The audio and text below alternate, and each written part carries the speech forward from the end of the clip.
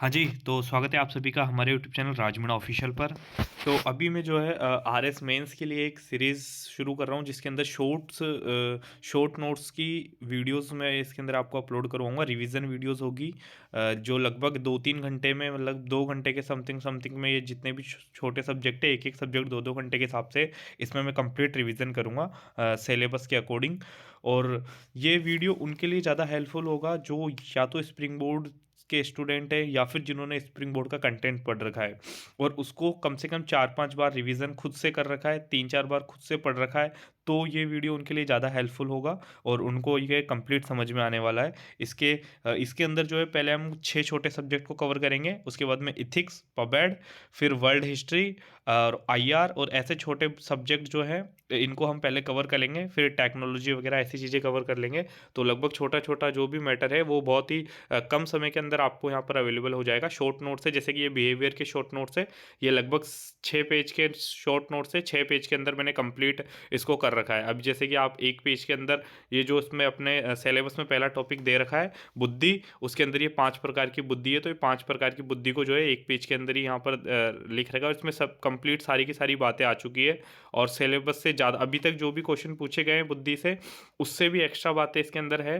तो ऐसा भी नहीं है कि मैटर थोड़ा कम छोड़ा है या फिर ऐसा कुछ। तो लगभग ये आपके रिवीजन के तौर पर है। अगर आप बोर हो रहे हैं, खुद से नहीं पढ़ पा रहे हैं, तो आप एक बार इसको सुन लोगे, तो सुन के और देख के भी थोड़ा-सा ज़्यादा याद होता है, तो वहाँ पर ये वैसे भी आपको हेल्पफुल होगा। तो इसकी कंप्लीट मैं एक प्लेलिस्ट बना दूँगा। ये आपको पी शॉर्ट नोट्स की पीडीएफ चाहिए तो आप हमारे टेलीग्राम पे जुड़ सकते हैं। नीचे लिंक डिस्क्रिप्शन में डाल दूँगा, वहाँ से जॉइन हो सकते हो, ठीक है? तो कंप्लीट ये प्लेलिस्ट में आपको सारी वीडियोस बन जाएगी। ये पहला वीडियो है जो बिहेवियर से हम शुरू कर रहे हैं। तो ये विकास सर ने जो अभी 2023-24 वाले मेंस के लिए जो लेटेस्ट हैं नोट्स, उन्हीं नोट्स में से ये शॉर्ट नोट्स बना रखे हैं। तो उसी के अकॉर्डिंग ये है। तो अब शुरू कर लेते हैं। सबसे पहले देखो बुद्धि अपने सिलेबस में टॉपिक है। तो बुद्धि में 5 प्रकार की बुद्धियाँ हैं, तो शुरू कर लेते हैं। सबसे पहले जो ज़्यादा इम्पोर्टेंट है, इस बार जो आने की संभावना है वो है आध्यात्मिक बुद्धि और आध्यात्मिक बुद्धि के बाद में सांस्कृतिक बुद्धि। तो ज़्यादा संभावना इन 2 की ही है क्योंकि 3 जो है वो पहले पूछी जा चुकी है। अब इन दोनों में से डेफ़िनेशन पूछ सकते हैं वो। तो सिंपल सी अभी तक का जो ट्रेंड है वो यही है कि सीधा-सा सिंपल सा वो पूछ रहा है कि इस बुद्धि से क्या समझते हैं या फिर तो अब हम आध्यात्मिक बुद्धि के बारे में क्वेश्चन आएगा तो फिर वो उसको आप कैसे हैंडल कर सकते हो। तो सबसे पहले आपको लिख देना है आध्यात्मिक बुद्धि के अंदर कि यह सिद्धांत दाना जोहान और इयान मार्शल द्वारा दिया गया है, ठीक है? और इसे जो है सर्वोच्च बुद्धि बताया गया है। इसके अंदर आपको क्या इसके इससे अभिप्राय क्या है, तो इसमें स्वयं को समझना, सामाजिक रूप से सार्थक उद्देश्य रखना तथा मानवीय मूल्यों के प्रति प्रतिबद्धता होने से है। इसमें दया, करुणा, प्रेम ऐसी भावनाओं से इसका संबंध है। फिर इसके महत्व, आध्यात्मिक बुद्धि के महत्व, तो महत्व में यही है कि ये मानवतावादी दृष्टिकोण के विकास पर बल देता है तथा ये प्रकृति और उसके घटकों का सम्मान करता है। इसमें करुणा और दया जैसी भावनाएं हैं और विविधता का आदर और संरक्षण यहाँ पर करता है। उसके बाद में ये सामसिक संस्कृति पर बल देता है। तो और इसके अंदर एक छोटा-सा डायग्राम अगर आप बनाना चाहें तो बना सकते हैं। जैसे इसके अंदर आप दिखा सकते हैं कि जो आध्यात्मिक बुद्धि है वो सबसे ब्रॉड है। इसके अंदर ही जो है वो अ, आईक्यू और ये सीक्यू दोनों की दोनों इसके अंदर ये संज्ञानात्मक बुद्धि और इमोशनल बुद्धि से ही मिलकर के ये बना हुआ है। तो आध्यात्मिक बुद्धि सबसे ब्रॉड है। ये वाला आप डायग्राम नीचे छोटा-सा बना सकते हैं, ठीक है? फिर यहाँ पर थॉर्नडाइक का एक सिद्धांत है, थॉर्नडाइक का बुद्धि सिद्धांत। तो इसने 3 प्रकार की बुद्धि बताई है, सामाजिक बुद्धि, मूर्त बुद्धि, अमूर्त बुद्धि। सामाजिक बुद्धि में यही है कि दूसरे लोगों की भावनाओं को समझना तथा उससे अपना कुशलतम व्यवहार करना, सहायता देना, सहायता लेना। फिर मूर्त बुद्धि है, मूर्त बुद्धि के अंदर इन्होंने कहा है कि ठोस और मूर्त वस्तुओं के महत्व को समझना। ठोस और मूर्त वस्तुओं के महत्व को समझना, जैसे ये भावनाएँ जो अधिकतर पाई जाती है, ये पाई जाती है इंजीनियर्स, व्यापारी वर्ग ऐसे समुदायों के अंदर, ठीक है? फिर अमूर्त बुद्धि के अंदर मानसिक क्षमता को समझना, मानसिक क्षमता को समझना, उसके प्रति व्यवहार करना। इसमें गणितीय शाब्दिक संकेतों को चिन्हों के संबंध में समझ सकते हैं। इसमें कलाकार, गणितज्ञ, दार्शनिक, वकील वो सब इसके अंदर यहाँ पर शामिल हो जाते हैं। फिर दूसरी बुद्धि है यहाँ पर सांस्कृतिक बुद्धि। सांस्कृतिक बुद्धि से अर्थ है सांस्कृतिक तत्वों के अंदर शामिल होते हैं यहाँ पर रीति रिवाज, विश्वास, अभिवृत्तियाँ। ठीक है, रीति रिवाज, विश्वास, अभिवृत्तियाँ। तो इनकी इनके अनुरूप व्यक्ति का ढलना सांस्कृतिक बुद्धि कहलाता है। ठीक है, अब इसमें जो है वाइगोट्स्की के अनुसार वाइगोट्स्की के अनुसार मानसिक क्रियाओं का दो प्रकार की मानसिक क्रियाएं बताइए। प्राथमिक मानसिक क्रियाएं एक है उच्च मानसिक क्रियाएं। तो प्राथमिक मानसिक क्रियाएं तो सर्वव्यापी है, ये सभी जगह पर एक समान पाई जाती है, जैसे कि बच्चे का रोना या फिर माँ की आवाज़ का पहचान लेना। और जो उच्च मानसिक क्रियाएं होती है ये संस्कृति के प्रतिफल होता है।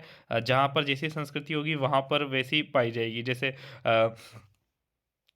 चिंतन करने की क्षमता, गणितज्ञ समाधान करने की क्षमता, ये सब चीज़ें। ठीक है, फिर इसके बाद में पश्चिमी देशों में और गैर पश्चिमी देशों के अंदर भी अगर पूछ लेते हैं तो अंतर, फिर वो अंतर यहाँ पे आप लिख सकते हैं कि पश्चिमी देशों में और गैर पश्चिमी देशों में।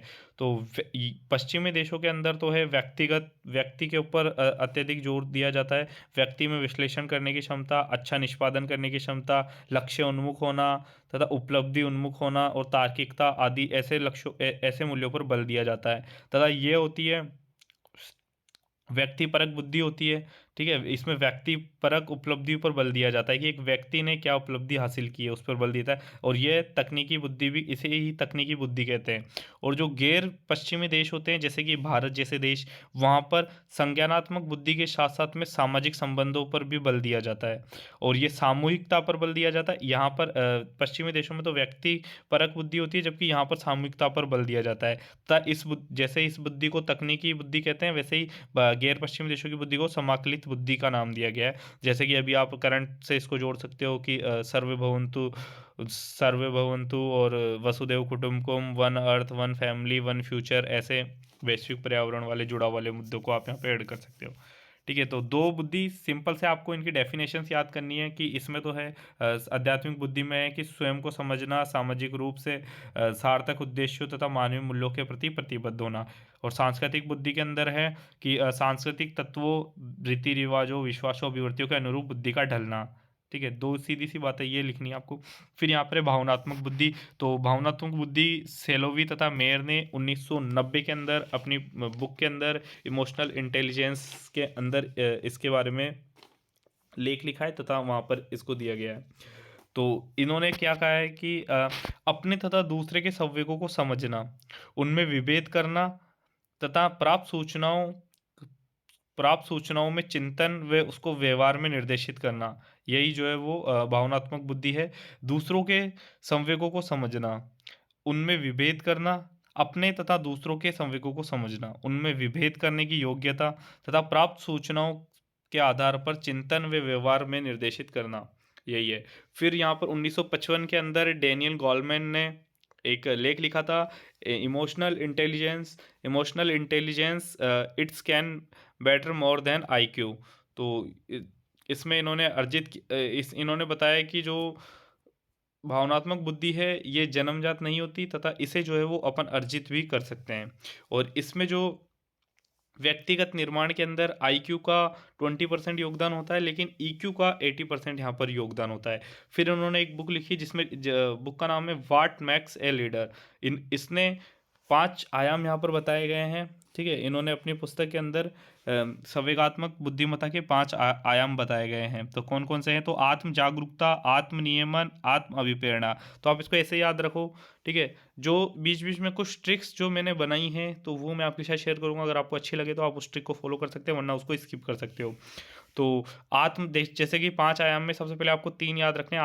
आत्म से नाम है आत्म जागरूकता, आत्म नियमन, आत्म अभिप्रेरणा। आत्म जागरूकता, आत्म नियमन, आत्म अभिप्रेरणा। फिर 2 याद रखने, समानुभूति और एक है सामाजिक कौशल। 2 ऐसे नाम याद रखने, समानुभूति, सामाजिक कौशल। तो इसे ही जो है वो निष्पादन का सिद्धांत कहते हैं। ठीक है, इसे ही जो है वो निष्पादन का सिद्धांत कहते हैं। फिर ये डायग्राम ऐसे ही आप देख सकते हो बनाना चाहो तो। फिर अपनी जो 4th नंबर की बुद्धि है वो है संज्ञानात्मक बुद्धि। तो संज्ञानात्मक बुद्धि की बात कर लेते हैं। संज्ञानात्मक बुद्धि में इसमें कि व्यक्ति के सीखने की क्षमता, याद करने की क्षमता, तर्क करने की क्षमता, समस्या हल करने की, उनमें विभेद करने की, तार्किक निर्णय की योग्यता, यही संज्ञानात्मक बुद्धि है। ठीक है। व्यक्ति को सीखने की, याद करने की, तर्क करने की, समस्या हल करने की, उनमें विभेद करने की तथा तार्किक निर्णय लेने की योग्यता ही संज्ञानात्मक बुद्धि है। तो जीन पियाजे ने 1970 के अंदर सबसे पहले इसके ऊपर अध्ययन किया था तथा इन्होंने अब एक संज्ञानात्मक विकास सिद्धांत दिया था। इन्होंने कहा था कि जैसे जैसे उम्र बढ़ती है वैसे वैसे बुद्धि का विकास होता है तथा व्यक्ति की उम्र के साथ उसमें तर्क करने की और कार्य करने की क्षमता का विकास हो जाता है। तो इन्होंने संज्ञानात्मक विकास सिद्धांत की 4 अवस्थाएं दी है। संज्ञानात्मक विकास सिद्धांत अगर लिख के आ जाए तो आपको ये 4 बातें लिखनी है। इसमें 4 अवस्थाएं। पहली अवस्था है, पहले अवस्था याद कर लीजिए, संवेदी पेशीय अवस्था, फिर है पूर्व संक्रियात्मक अवस्था, फिर है मूर्त संक्रियात्मक अवस्था, फिर है अमूर्त संक्रियात्मक अवस्था। तो 4 कौन कौन? सबसे पहले संवेदी पेशीय, फिर पूर्व संक्रियात्मक, मूर्त संक्रियात्मक, फिर अमूर्त। तो देखो है ना, पूर्व संक्रियात्मक, मूर्त संक्रियात्मक और अमूर्त संक्रियात्मक। इन्होंने इसमें एज बताई है कि सबसे पहली में है 0 से 2 वर्ष तक की आयु के बालक, फिर जो है 2 से 7 वर्ष तक की आयु के बालक, तीसरे मूर्त संक्रियात्मक में 7 से 11 वर्ष तक के बालक, और जो चौथे हैं इसके अंदर 11 वर्ष से ऊपर की आयु के। अब इसके अंदर वही सीधी सी बातें हैं कि इसके बाद में 11 वर्ष की उम्र के बाद में बालक जो है तार्किक निर्णय लेने के और उनमें विभेद करने के उन सब का डेवलपमेंट हो जाता है उस हिसाब से। फिर सामाजिक बुद्धि है। सामाजिक बुद्धि के अंदर है कि जटिल सामाजिक संबंधों व सामाजिक पर्यावरण को समझना, उनके अनुरूप सटीक प्रतिक्रिया करना। जैसे कि जटिल सामाजिक संबंधों व सामाजिक पर्यावरण का समझना तथा उनके अनुरूप सटीक प्रतिक्रिया करना। अब इसके अंदर है कि सामाजिक व्यवस्था का सम्मान करना, बड़ों छोटों वंचितों के प्रति सम्मान रखना, दूसरों की चिंता करने की भाव। अगर ऐसी ऐसी भावनाएं हैं तो फिर ये सामाजिक बुद्धि कहलाती है। कौन कौन सी है? तो सामाजिक व्यवस्था का सम्मान करना, जो समाज में रीति रिवाज चल रहे हैं उनका सम्मान करना, है ना। फिर बड़ों छोटों तथा वंचितों के प्रति प्यार सम्मान करना तथा दूसरों के प्रति चिंता। तो देखो सामाजिक बुद्धि है, नाम से ही तो समाज वाली बातें इसमें लिखनी है। सामाजिक व्यवस्था का सम्मान करना, बड़े छोटों वंचितों का सम्मान करना, दूसरों की चिंता करना। इसके बाद में जो कार्ल अल्ब्रेक्ट है, इसका स्पेस मॉडल सिद्धांत है। कार्ल अल्ब्रेक्ट का स्पेस मॉडल सिद्धांत है तथा इसमें इन्होंने बताया कि मानसिक बुद्धि के लिए क्या क्या गुण होने चाहिए। तो स्पेस एक ट्रिक है, तो इस स्पेस से जो है आप वर्ड निकाल सकते हैं। जैसे कि सबसे पहले एस से है तो सोशल अवेयरनेस, है ना, अवेयरनेस, सोशल अवेयरनेस, तो इसका मतलब है सामाजिक जागरूकता। फिर पी से आ जाता है यहाँ पर प्रेजेंस मतलब उपस्थिति, फिर ऑथेंटिसिटी मतलब प्रामाणिकता, फिर एक क्लैरिटी मतलब स्पष्टता, और इम्पैथी मतलब परानुभूति। तो सहानुभूति, परानुभूति, वो तो ये आप नाम याद कर लीजिए एक बार स्पेस मॉडल से। एक बार पांचों नाम एक बार मन ही मन में रीड कर लीजिए कि सामाजिक जागरूकता, उपस्थिति, प्रामाणिकता, स्पष्टता, परानुभूति। तो social awareness, presence, authenticity, clarity, empathy. ठीक है। फिर ये यहाँ पर अपने जो है लगभग 12 मिनट के अंदर, 12-13 मिनट के अंदर अपना जो है पहली यूनिट जो है वो ख़त्म हो चुकी है। तो 4 यूनिट है टोटल चैप्टर में। पहली यूनिट सिंपल सी थी और इससे हर बार लगभग एक क्वेश्चन आ रहा है। तो 2 नंबर में डेफिनेशन पूछ सकता है वो, तो सीधी सीधी हर बार तो आई है, इस बार भी आने की पूरी संभावना है। तो लगभग अपना 1.5 से 2 घंटे में शायद ये 2 घंटे के अंदर कंप्लीट हो जाना चाहिए। 15 मिनट, 12-15 मिनट में एक यूनिट कंप्लीट हो चुकी है अपनी। तो लगभग मुझे जहाँ तक लगता है कि ये 2 घंटे तक में अपना पूरा वीडियो कंप्लीट हो जाएगा, क्योंकि जब मैं इसको सिंगल वैसे रिवीजन करता हूँ तो मुझे लगभग इसका 1-1.5 घंटा ही लगता है। तो वीडियो के साथ साथ हो सकता है 2 बार और मैं मल्टीपल टाइम वीडियो में भी बोल रहा हूँ, जिससे कि याद रहने की संभावना थोड़ी सी बढ़ जाती है। तो उस हिसाब से भी याद कर सकते हैं।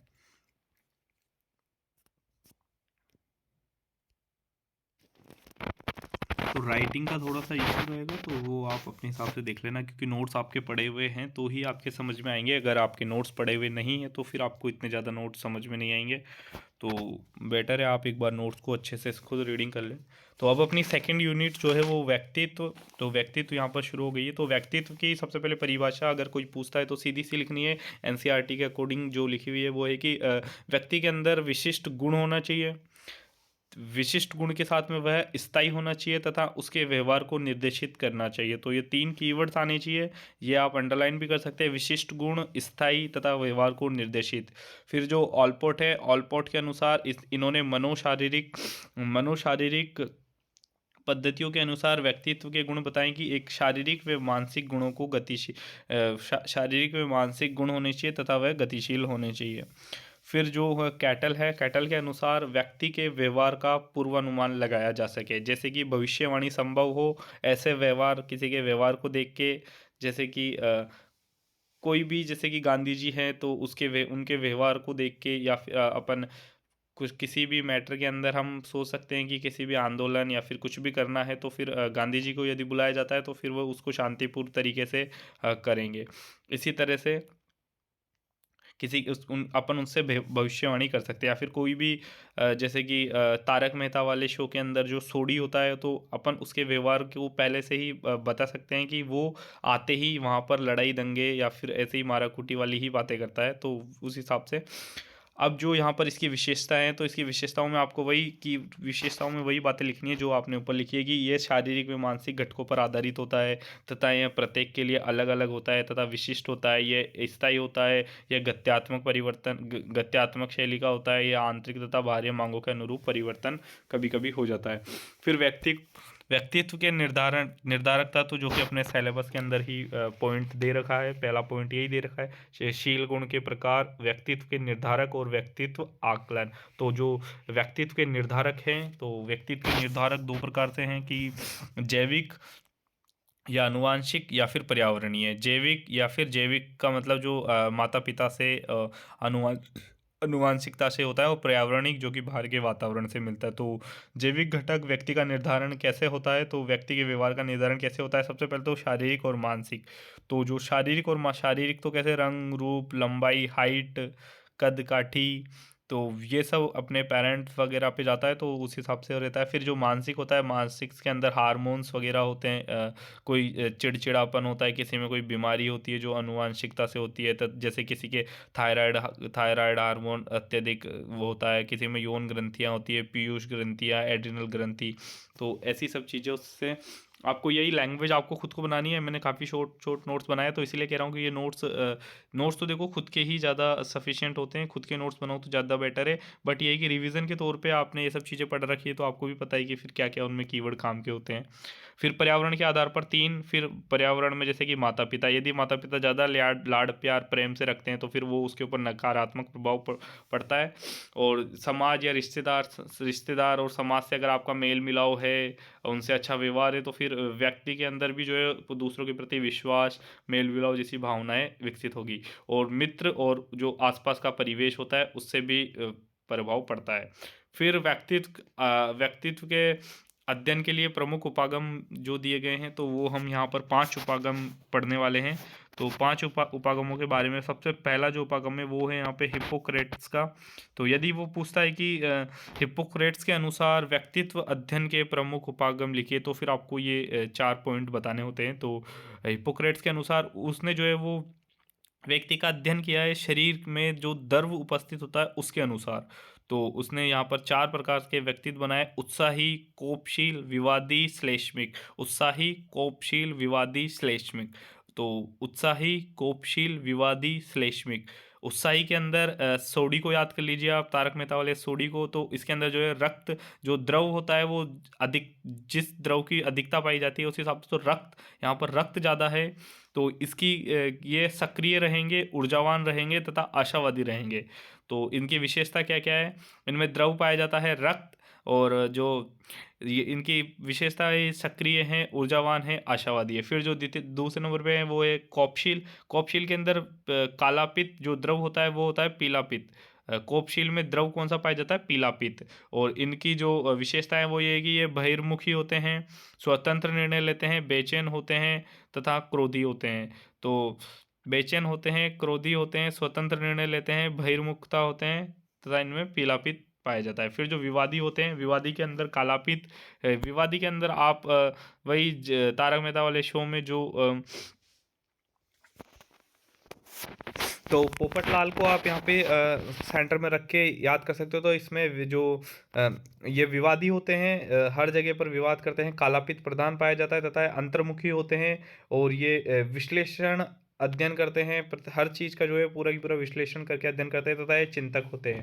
और श्लेष्मिक होते हैं जो अपने तारक मेहता वाले हाथी भाई हैं, तो हाथी भाई से रिलेट कर सकते हो। तो इनमें कफ की प्रधानता होती है। ये शांत होते हैं, आराम पसंद करते हैं तथा आलसी होते हैं। तो हिप्पोक्रेट्स के अनुसार शरीर में पाए जाने द्रव के रूप में 4 प्रकार के पाए जाते हैं: उत्साही, कोपशील, विवादी, श्लेष्मिक। उत्साही, कोपशील, विवादी, श्लेष्मिक। इसके अंदर की बातें आप यहाँ पे बता देना। फिर शेल्डन के अनुसार शारीरिक बनावट और स्वभाव। शारीरिक बनावट और स्वभाव के रूप में इन्होंने 3 प्रकार से बांटा है: गोलाकृतिक, आयताकृतिक, लंबाकृतिक। गोलाकृतिक, आयताकृतिक, लंबाकृतिक। गोलाकृतिक में गोलाकृतिक में है गोल, मोटे, मृदुल। गोल, मोटे, मृदुल। तो 3 प्रकार की शारीरिक बनावट है: गोल, मोटे, मृदुल। तथा इनों का जो स्वभाव है वो है सामाजिक, मिलनसार तथा शिथिल। तो सामाजिक मिलनसार होते हैं, ये सभी से मेल जोल रखते हैं। फिर जो लंबाकृतिक होते हैं वो उनकी आकृति बताइए, शरीर की बनावट बताइए। इन्होंने पतले, लंबे, सुकुमार। पतले, लंबे, सुकुमार। तथा इन्होंने बताया इसकी विशेषता बताई कि ये कुशाग्र बुद्धि के होते हैं, अंतर्मुखी होते हैं तथा एक कलात्मक होते हैं। रचनात्मक होते हैं, कलात्मक होते हैं, अंतर्मुखी होते हैं, कुशाग्र बुद्धि के होते हैं। तथा शरीर की बनावट होती है इनकी सुकुमार, लंबे, पतले, है ना, और लंबे, पतले। फिर जो आयताकृतिक होते हैं, इन्होंने बताया कि ये सुगठित शरीर के होते हैं, मजबूत मांसपेशियां होती है, ये ऊर्जावान होते हैं तथा ये साहसी होते हैं। फिर तीसरे नंबर पे भारतीय दर्शन के अनुसार इन्होंने त्रिगुण के अनुरूप बताया कि जो सत्य, तम, रज, है ना, सत्य, रज, तम के अनुरूप इन्होंने बांटा है। तो सतोगुणी के अंदर होते हैं, सत्य गुणी से तो याद रखना, सत्य गुणी से सत्यवादी, सत्य गुणी से सत्यवादी, स्वच्छ, अनुशासन, कर्तव्यनिष्ठता, ऐसी बातें जो है वो इसके अंदर लिखनी है। फिर लैंग्वेज आपको खुद को बनानी है। फिर जो तपोगुणी होते हैं ये होते हैं थोड़े अहंकारी, क्रोध, आलस्य, अवसाद, असहायता, ऐसी चीज़ें। और जो रजोगुणी होते हैं इन दोनों का मिश्रण होते हैं, ये तीव्र इच्छा रखते हैं, इनों में असंतोष होता है तथा ये ईर्ष्या रखते हैं। ईर्ष्या भी पॉजिटिव वे में रखते हैं ये। फिर ये भौतिकवादी मानसिकता के होते हैं। ये भौतिकवादी मानसिकता, ये ज़्यादा इंपॉर्टेंट कीवर्ड है, भौतिकवादी मानसिकता। तो फिर जो चौथे नंबर पे कार्ल और जुंग। तो कार्ल और जुंग जो है इन्होंने 2 प्रकार से बांटा है: बहिर्मुखी और अंतर्मुखी। बहिर्मुखी में यही मिलनसार होते हैं, है ना, और बहिर्गामी होते हैं, दबाव में प्रतिक्रिया करते हैं और व्यवसाय ऐसा चूज करते हैं जिसमें लोगों से संपर्क स्थापित किया जा सके। और जो अंतर्मुखी होते हैं ये अकेला रहना पसंद करते हैं तथा ये सामूहिक द्वंद्वों से पलायन कर जाते हैं। यदि कोई भी समस्या आती है तो ये उससे दूर भागने की कोशिश करते हैं। और ये ऐसे कार्य व्यवसायों में जाते हैं जहाँ पर दूसरों के से बचा जा सके और एकांत में कार्य किया जा सके। फिर जो अपने 5वें नंबर पे हैं वो है फ्रीडमैन और रोजरमैन। फ्रीडमैन और रोजरमैन ने जो है मनोसामाजिक जोखिम कारक के आधार पर 4 प्रकार के व्यक्तित्व बताए हैं। तो सबसे पहला जो व्यक्तित्व बताया इन्होंने बताया कि ये टाइप ए प्रकार के हैं, दूसरे type B, type C, type D. तो टाइप ए होते हैं, टाइप ए इन्होंने बोला कि ये उच्च स्तरीय अभिप्रेरणा होते हैं, मोटिवेशन इनों के अंदर फुल होता है लेकिन धैर्य की कमी होती है।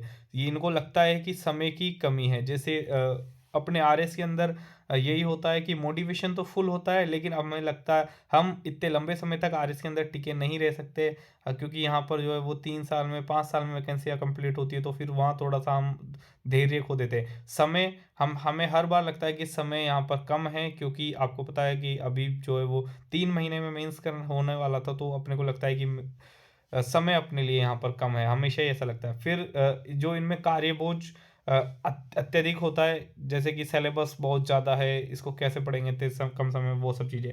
फिर ये मंद गति से कार्य करते हैं तथा ये कठिनाई का अनुभव करते हैं। और इनमें ब्लड प्रेशर हाई होता है तथा ये हार्ट रोगी होते हैं तथा इनमें कोलेस्ट्रॉल का लेवल अत्यधिक होता है, धूम्रपान करते हैं, ऐसी बीमारियां इनों के अंदर देखी जाती है। फिर जो टाइप बी होते हैं टाइप ए के जस्ट विपरीत होते हैं। इनमें तनाव बिल्कुल भी नहीं होता है, ये आराम पसंद करते हैं, ये कार्य को बिल्कुल निपुणता और प्रभावी ढंग से पूरा करते हैं।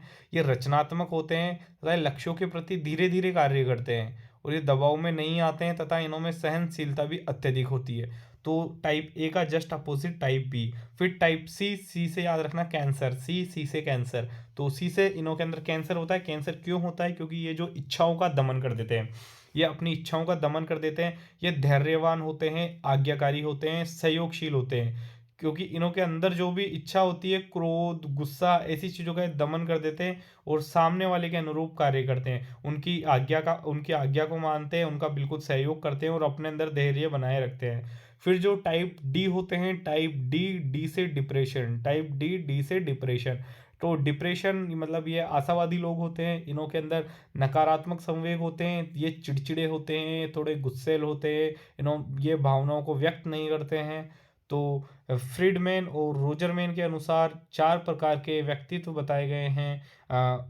Type A, type B, type C, type D. Type D में डिप्रेशन, गुस्सेल, आशावाद, चिड़चिड़े, अवसादी लोग। टाइप सी, सी से कैंसर, कैंसर इच्छाओं का दमन, तथा ये सहयोगी, आज्ञाकारी, धैर्यवान होते हैं। टाइप बी और टाइप ए के जस्ट अपोजिट टाइप बी है। टाइप ए कैसे हैं? तो ये मोटिवेशन हाई होता है, धैर्य कम होता है, समय कम होता है, कार्यबोझ होता है, तथा ये मंद गति से काम कर रहे हैं, तथा ये बीपी, ब्लड प्रेशर, कोलेस्ट्रॉल, धूम्रपान ऐसी समस्या इनमें देखी जाती है। टाइप बी बिल्कुल नॉर्मल इंसान होते हैं, तनाव मुक्त, आराम पसंद, है ना, लक्ष्य अपने कार्यों के प्रति धीरे धीरे यहाँ पर ये कार्य करते हैं। ये फिर जो शील गुण उपागम है, तो शील गुण उपागम, ठीक है। तो शील गुण की विशेषताएं यहाँ पर लिखी हुई है कि ये समय की विमा पर स्थिर रहते हैं। ये समय की विमा पर स्थिर रहते हैं तथा ये विभिन्न स्थितियों में शील गुणों में संगति पाई जाती है तथा विसंगति, विभिन्न स्थितियों में शील गुणों में संगति पाई जाती है और इनों में विभिन्नता, प्रत्येक व्यक्ति में मतलब व्यक्ति की अलग अलग विभिन्नताएं होती है, प्रत्येक व्यक्ति की अलग अलग विभिन्नताएं होती है। फिर ये अपन बाद में देख लेंगे, चलो। ये अपने दे भी नहीं रखा डायरेक्ट, तो यहाँ से आ जाओ। फिर ऑलपोर्ट का शील गुण, तो अलग अलग व्यक्तियों ने जो है व्यक्तिगत शील गुण बताए हैं, तो वो डायरेक्ट क्वेश्चन पूछ सकता है कि ऑलपोर्ट के अनुसार शील गुण क्या है, क्योंकि शील गुण सिलेबस में है, तो वो डायरेक्ट इनके नाम देके पूछेगा, तो ये आपको नाम ही याद रखने हैं। तो जैसे कि ऑलपोर्ट के शील गुण में इन्होंने 3 गुण बताए हैं, प्राथमिक, केंद्रीय, गौण। तो प्राथमिक शील गुण, केंद्रीय शील गुण और तीसरे टाइप के हैं गौण शील गुण। तो प्रमुख जो शील गुण है, प्रमुख के अंदर इन्होंने बताया कि एक व्यक्ति होता है तथा व्यक्ति जो सामान्य गुण होते हैं तथा इसी के आसपास ही जो है वो उसका संपूर्ण जीवन व्यतीत होता रहता है। तो वैसे गुण होते हैं जिससे पूरा की पूरा संपूर्ण जीवन उसके आसपास होता है, जैसे कि गांधी जी।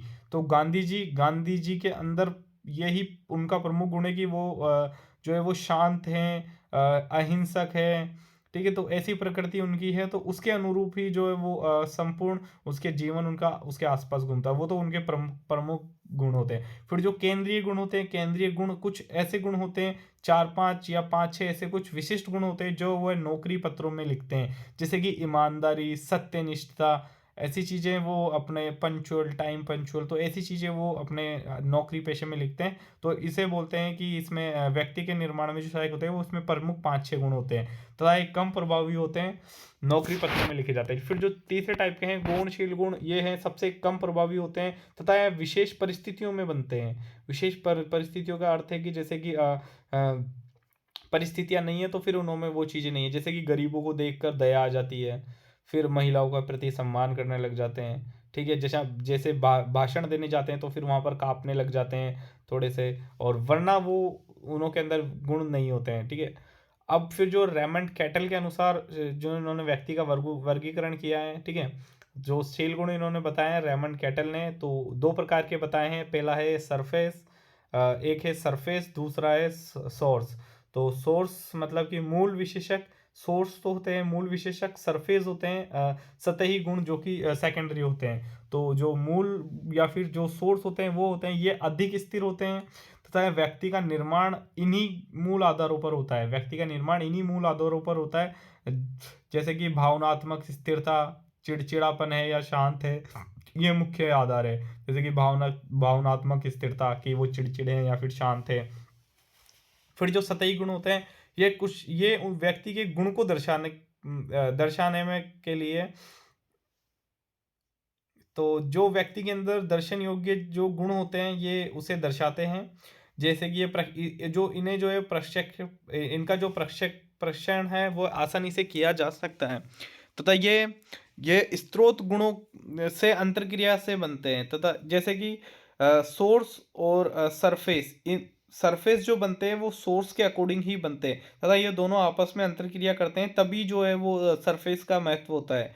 जैसे कि व्यक्ति के अंदर ईमानदार होना, तो जो व्यक्ति ईमानदार होगा तो उसी से उसकी ईमानदारी झलकेगी कि यह इसके अंदर ईमानदारी है। ठीक है, तो ये उसके बिना पूरा पूरा उसके अकॉर्डिंग ही चलता है। फिर जो है आइजेंग का सिद्धांत, तो आइजेंग के अनुसार इन्होंने 3 प्रकार से बताए हैं तथा इन्होंने जो आधार लिया है वो लिया है जैविक और आनुवंशिक आयाम। बहिर्मुख, तो इन्होंने जो 3 शील गुण बताए हैं व्यक्ति में कैसे कैसे हैं देख लीजिए। बहिर्मुख्यता वर्सेस अंतर्मुख्यता। बहिर्मुख्यता मतलब अंतर्मुख्यता, तो इसमें वही बातें लिखनी है जो अपन पीछे पढ़ के आ चुके हैं।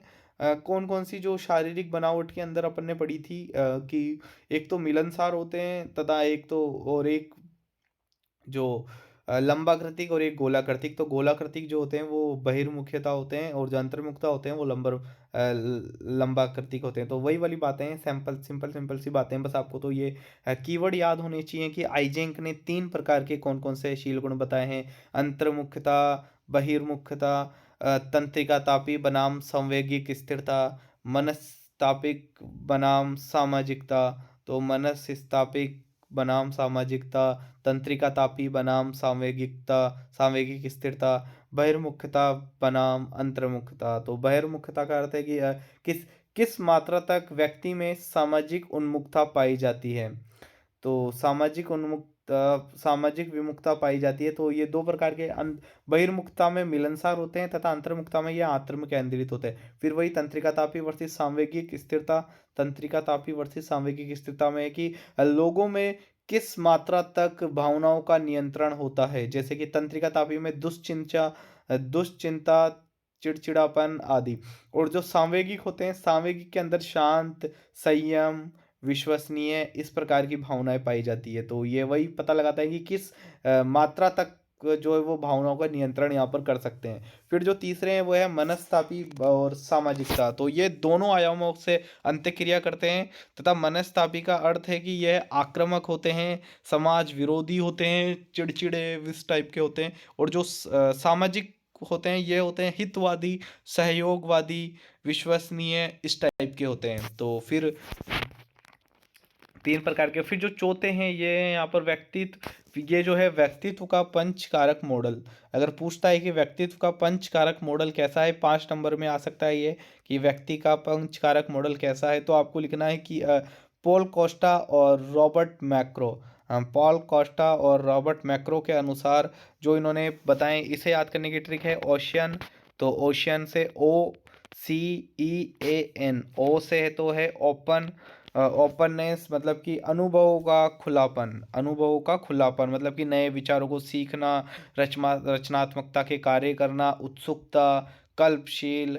ठीक है, ऐसी भावना है। फिर जो सी से है कर्तव्यनिष्ठ। तो कर्तव्यनिष्ठ में है लक्ष्य उन्मुख, निर्भरता, आत्मनियंत्रण, मेहनती, उत्तरदायी। ठीक है, तो ये अपने लक्ष्यों के प्रति होते हैं। फिर जो है ई से है जो बहिर्मुख्यता। तो बहिर्मुख्यता के में है कि ये सामाजिक मिलनसार होते हैं, मनोरंजन के प्रिय होते हैं, बातूनी होते हैं, अग्रहिता होते हैं। फिर जो है ऐसे है एग्रेनिबलनेस। एग्रीबलनेस मतलब कि सहमति जन्यता। सहमति जन्यता से अर्थ है कि ये सहयोग करते हैं, विश्वसनीय होते हैं, देखभाल करते हैं, मैत्रीपूर्ण संबंध रखते हैं। फिर एन से है नर्वस सिस्टम टाइप के। तो तंत्रिका तापी ये होते हैं अनिश्चितता, चिड़चिड़े, तनाव से युक्त। तो ऐसी प्रवृत्तियाँ होती है। तो व्यक्ति के हम शील गुण पढ़ रहे थे। शील गुण में हमने पढ़ा सबसे पहले तो हमने पढ़ा ओलपोर्ट के शील गुण। ओलपोर्ट के 3 शील गुण थे, प्रमुख, केंद्रीय, गौण। फिर हमने रेमंड कैटल के पढ़े सरफेस और सोर्स। फिर हमने आइजेंक के पढ़े 3 प्रकार के, बहिर्मुख्यता वर्सेस बनाम अंतर्मुख्यता, तंत्रिका तापी बनाम सामयिक स्थिरता, मनस्तापी बनाम सामाजिकता। फिर हमने व्यक्तित्व का पंचकारक मॉडल सिद्धांत पढ़ा। फिर अब हम पढ़ेंगे अब हम पढ़ेंगे यहाँ पे व्यक्तिगत मूल्यांकन। ये सेकंड यूनिट का अपना लास्ट टॉपिक है। सेकंड यूनिट यहाँ पर फिर ख़त्म हो जाएगी। तो व्यक्तिगत मूल्यांकन, तो व्यक्तिगत मूल्यांकन के जो विधियां हैं, यहाँ पर 3 विधियां बताई गई है। व्यक्तिगत मूल्यांकन किस तरह से कर सकते हो, तो सबसे पहले है आत्म प्रतिवेदन मापन विधि, आत्म प्रतिवेदन माप विधि। और दूसरी है प्रोजेक्टिव विधि, प्रोजेक्टिव मेथड या फिर प्रक्षेपी तकनीक। फिर थर्ड है व्यवहार परक विश्लेषक। तो 3 प्रकार की से हम व्यक्तित्व का मूल्यांकन कर सकते हैं। सबसे पहला है आत्म प्रतिवेदन, दूसरा है प्रोजेक्टिव मेथड या फिर प्रक्षेपी तकनीक, थर्ड है व्यवहार परक विश्लेषक। तो अपन सबसे पहले बात कर लेते हैं कि जो इनों में अंतर लिखे हुए हैं कुछ, तो अंतर भी देख लीजिए। अगर कोई अगर पूछता है कि आत्म प्रतिवेदन तथा प्रक्षेपी तकनीकी में अंतर बताइए, तो आप लिख सकते हैं कि जो आत्म प्रतिवे आत्म प्रतिवे आत्म प्रतिवेदन मापन विधि है, ये प्रत्यक्ष मूल्यांकन पर बल देती है, जबकि प्रक्षेपी तकनीक अप्रत्यक्ष मूल्यांकन पर बल देती है। और ये कम विश्वसनीय होती है और ये अधिक विश्वसनीय होती है। ये इसमें उत्तर बदल सकते हैं, इसमें उत्तर नहीं बदल सकते। ये वस्तुनिष्ठ होती है, यह आत्मनिष्ठ होती है। तो ये आप देख सकते हो दोनों में अंतर है कि ये प्रत्यक्ष मूल्यांकन पर बल देती है, अप्रत्यक्ष पर बल देती है। ये कम विश्वसनीय होती है या अधिक विश्वसनीय है, इसमें उत्तर बदला जा सकता है, इसमें नहीं बदला जा सकता। ये वस्तुनिष्ठ होती है, आत्मनिष्ठ होती है। तो सबसे पहले हम बात करेंगे आत्म प्रतिवेदन की। इसमें 3 प्रकार की विधियां हैं। MMPI, फिर है EPQ, फिर है 60 PFQ। तो ये हम 3 विधियां पढ़ेंगे। इसके अंदर तीनों विधियों सिंपल सिंपल सी है। सबसे पहली विधि है यहाँ पर MMPI। तो ये आप शॉर्ट में भी लिख सकते हो, चाहो तो आप इसकी फुल फॉर्म भी देख सकते हो कि फुल फॉर्म इसकी क्या है। बाकी शॉर्ट में ही वहाँ पर याद रहेगी, तो आप शॉर्ट में भी लिख सकते हो, ठीक है। फिर इसमें ये 1943 के अंदर 1943 के अंदर इसको प्रकाशित किया गया था तथा ये इसमें 567 कथन यहाँ पर दिए गए होते हैं। इन कथन के सही व गलत होने का निर्णय व्यक्ति से करवाया जाता है तथा इसी के आधार पर उसके व्यक्तित्व का निर्धारण किया जाता है। और ये अधिकतर ये जो है ये मनोवैज्ञानिक बीमारियों में हेल्पफुल होता है। जो मनोवैज्ञानिक बीमारियां होती है उसमें यह सहायक होता है। तथा भारत के अंदर मल्लिक व जोशी ने जोधपुर के अंदर जो है इसकी इस्टेब्लिश किया था, तो इसको JMPI के नाम से भी जाना जाता है। तो ये भी आप लिख सकते हो, लिखना चाहो तो लास्ट में। फिर जो इसका सेकंड मेथड है वो है आईजेंक व्यक्तिगत प्रश्नावली EPQ। तो आप EPQ भी लिख सकते हो या फिर आईजेंक व्यक्तित्व प्रश्नावली भी लिख सकते हो। ये 1975 के अंदर अस्तित्व में आई थी। इसमें 57 प्रश्न होते थे। पहले ये 2 आयामों का मूल्यांकन करती थी, परंतु बाद में इसको संशोधित करके इसको 3 आयामों में शामिल कर तीसरे आयाम को भी जो इसमें शामिल कर लिया गया है। तो 1985 में ये संशोधित हुआ। इसके 2 संस्करण आए, एक तो आया पूर्ण संस्करण, एक आया लघु संस्करण। पूर्ण संस्करण में 100 प्रश्न पूछे जाते थे और जो लघु संस्करण है इसके अंदर 48 प्रश्न पूछे जाते थे। कि जैसे किसी का शॉर्ट में ही 48 प्रश्न पूछकर ही किसी के व्यक्तित्व का निर्धारण कर दिया जाता था, किसी से 100 प्रश्न पूछ करके उसका व्यक्तित्व का निर्धारण किया जाता था। फिर जो थर्ड है वो है 16 PFQ। तो यह है रेमंड कैटल ने दिया था। इसमें 164 कथन थे। उच्च विद्यालय वाले विद्यार्थियों के लिए सहायक था यह, तथा विद्यार्थियों व वयस्कों के लिए ये वाला मेथड काम लिया जाता था। उनके व्यक्तित्व का निर्धारण इससे किया जाता था। तथा ये जो है ये व्यावसायिक जो निर्देशन होते हैं उसके अंदर उपयोगी होता है। तो सबसे पहले हमने पढ़ा यहाँ पर आत्म प्रतिवेदन मापन विधियाँ। तो जो व्यक्तिगत मूल्यांकन की मापन की विधियाँ हम पढ़ रहे हैं, इसमें हमने पढ़ा आत्म प्रतिवेदन मापन। इसमें हमने सबसे पहले 3 प्रकार की देखी है विधियाँ, MMPI और EPQ और 16 PFQ। तो MMPI में हमने देखा कि इसमें 567 कथन होते हैं, इसी के आधार पर निर्णय लिया जाता है तथा यह मनोवैज्ञानिक बीमारियों के निदान में सहायक होता है। सेकंड नंबर का इसमें 57 प्रश्न होते थे, लेकिन जो बाद में 1985 में से संशोधन किया गया, इसमें 2 प्रकार के संस्करण जारी किए, 100 प्रश्न और 48 प्रश्न वाले, ठीक है। फिर 16 पीएफक्यू में ये इसमें 164 कथन होता है, ये रेमंड और कैटल का है। इसमें 16 कथन होते हैं, 164 कथन होते हैं इसके आधार पर। और ये जो विद्यालय वाले उच्च स्तरीय विद्यालय होते हैं, जो उच्च विद्यालय होते हैं उसमें, या फिर जो विद्यार्थी वयस्क विद्यार्थी या लोगों में, उसमें ये सहायक होते हैं। ये व्यवसाय को चुनने और इसके लिए सहायक होते हैं। फिर जो हम प्रोजेक्टिव मेथड पढ़ेंगे, प्रोजेक्टिव मेथड के अंदर ये ज़्यादा विश्वसनीय होते हैं तथा ये आत्मनिष्ठ होते हैं, ठीक है। इसके अंदर जो है सबसे पहले शाही धब्बा परीक्षण। इसमें जो है 5 प्रकार के ये यहाँ पर बताए गए हैं। तो सबसे पहला है यहाँ पर शाही धब्बा परीक्षण, तो जिसे रोशार्क इंक ब्लड टेस्ट भी कहा जाता है। तो वो डायरेक्ट इसका नाम देख 2 नंबर में पूछ सकता है कि रोशा इंक ब्लड टेस्ट के बारे में विस्तार से बताइए, संक्षिप्त टिप्पणी कीजिए इस टाइप के। तो शाही धब्बा परीक्षण इसे बोलते हैं। इसके अंदर 5 कार्ड होते हैं, ब्लैक एंड वाइट 5 कार्ड होते हैं, जिसमें 2 कार्ड लाल रंग के होते हैं, 3 कार्ड रंगीन होते हैं। तो 5 कार्ड होते हैं शाही धब्बा टेस्ट के अंदर, 2 लाल 3 रंगीन, तथा कार्डों की आकृति के अनुसार इनकी अनुक्रिया ली जाती है, तथा इन कार्डों पर आकृतियां बनी होती है, तथा इन आकृतियों के अनुरूप ही जो है व्यक्तित्व का निर्धारण किया जाता है। फिर जो है वो है आत्मबोध आत्मबोध टेस्ट, आत्मबोध परीक्षण। आत्मबोध परीक्षण के अंदर ये जो है 1930 में मार्गन व हेनरी मुनरो ने दिया था। 1930 में ये मार्गन व हेनरी मुनरो ने दिया था। इसमें टोटल 31 कार्ड होते हैं, 30 कार्ड ब्लैक एंड वाइट होते हैं और उनके ऊपर एक चित्र बना हुआ होता है, लेकिन एक कार्ड जो है वो खाली होता है। और 30 कार्ड के अनुसार उससे एक जो 31वां एक खाली कार्ड है उसके ऊपर एक स्टोरी लिखने के लिए बोला जाता है, तथा उस कहानी के आधार पर ही उस व्यक्ति का मूल्यांकन होता है।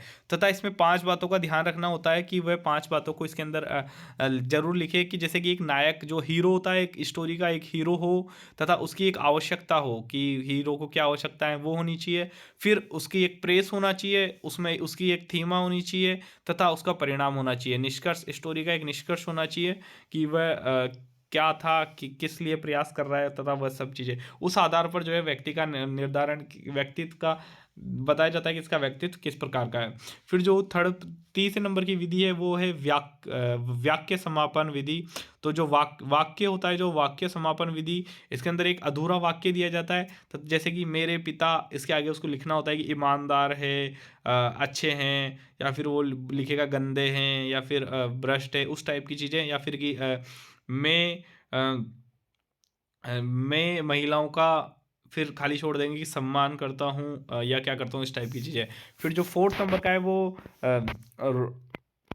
रोजेनविग का चित्रगत कुंठा परीक्षण है। रोजेनविंग का चित्रगत कुंठा परीक्षण है। इसके अंदर 24 कार्ड होते हैं, तथा 24 कार्ड के अंदर 2 व्यक्ति होते हैं। प्रत्येक उन कार्ड में 2 व्यक्ति ऐसे होते हैं जिसमें से एक व्यक्ति जो है कुंठा से ग्रसित होता है, तथा उस व्यक्ति से पूछा जाता है कि जो ये इस कुंठा से ग्रसित आदमी है, इस आदमी की प्रतिक्रिया अब क्या होगी।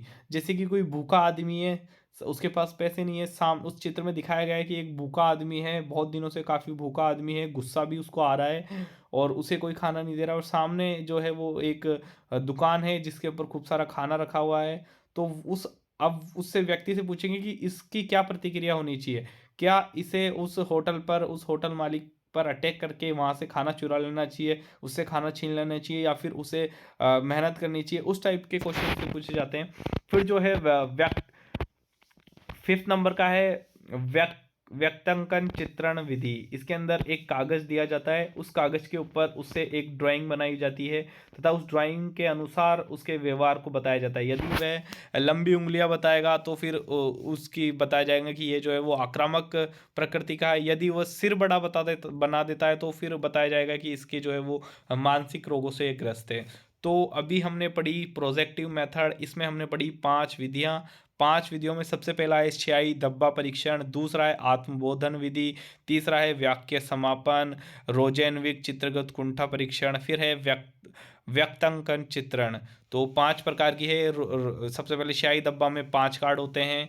फिर जो आत्मबोधन है इसके अंदर 31 कार्ड होते हैं, 30 चित्रित होते हैं, एक खाली होता है। फिर वाक्य समापन में एक वाक्य दिया जाता है। फिर रोजेनविक का चित्रगुप्त कुंठा, इसके अंदर 24 चित्र होते हैं। फिर लास्ट में है व्यक्तांकन चित्रण, मतलब कि एक चित्र बनवाया जाता है। तो हम व्यक्तिगत मापन विधियाँ पढ़ रहे हैं। सबसे पहले हमने पढ़ लिया है आत्म प्रतिवेदन मापन विधि, फिर हमने पढ़ ली है प्रोजेक्टिव मेथड, 3 वहाँ पर थी, 5 यहाँ पर है। फिर जो है व्यवहारपरक विश्लेषण विधियाँ, व्यवहारपरक जो व्यक्तिगत मूल्यांकन विधियाँ हैं व्यवहारपरक, इसके अंदर 4 प्रकार की हम पढ़ेंगे। सबसे पहले साक्षात्कार।